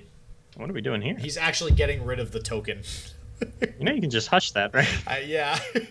I mean, he still gets to develop Radiant Guardian and the Warrior, as well as, we'll have this Grizzled Ranger come out of the... Or the Badger Bear come out of the Grizzled Ranger. And yeah, DK... Man, after DK had the major punt in game number 3 against JO1 does find his revenge. JO1's team playing the Anivia deck back-to-back. We assumed they had brought it to sort of pick on the Acel decks, but it loses 0-2 to 2 different Acel decks. And just to add insult to injury, his top 4 cards in top deck scenarios were 2 Catalyst and 2 Hapless Aristocrat. Oh, yeah, that feels really bad. The ramp that you want early on, not doing anything for you here. And the JO1 just scratching and clawing, using that Vile Feast to get another blocker. Not going to be enough, though, once this attack token passes back on over to DK. We'll see how...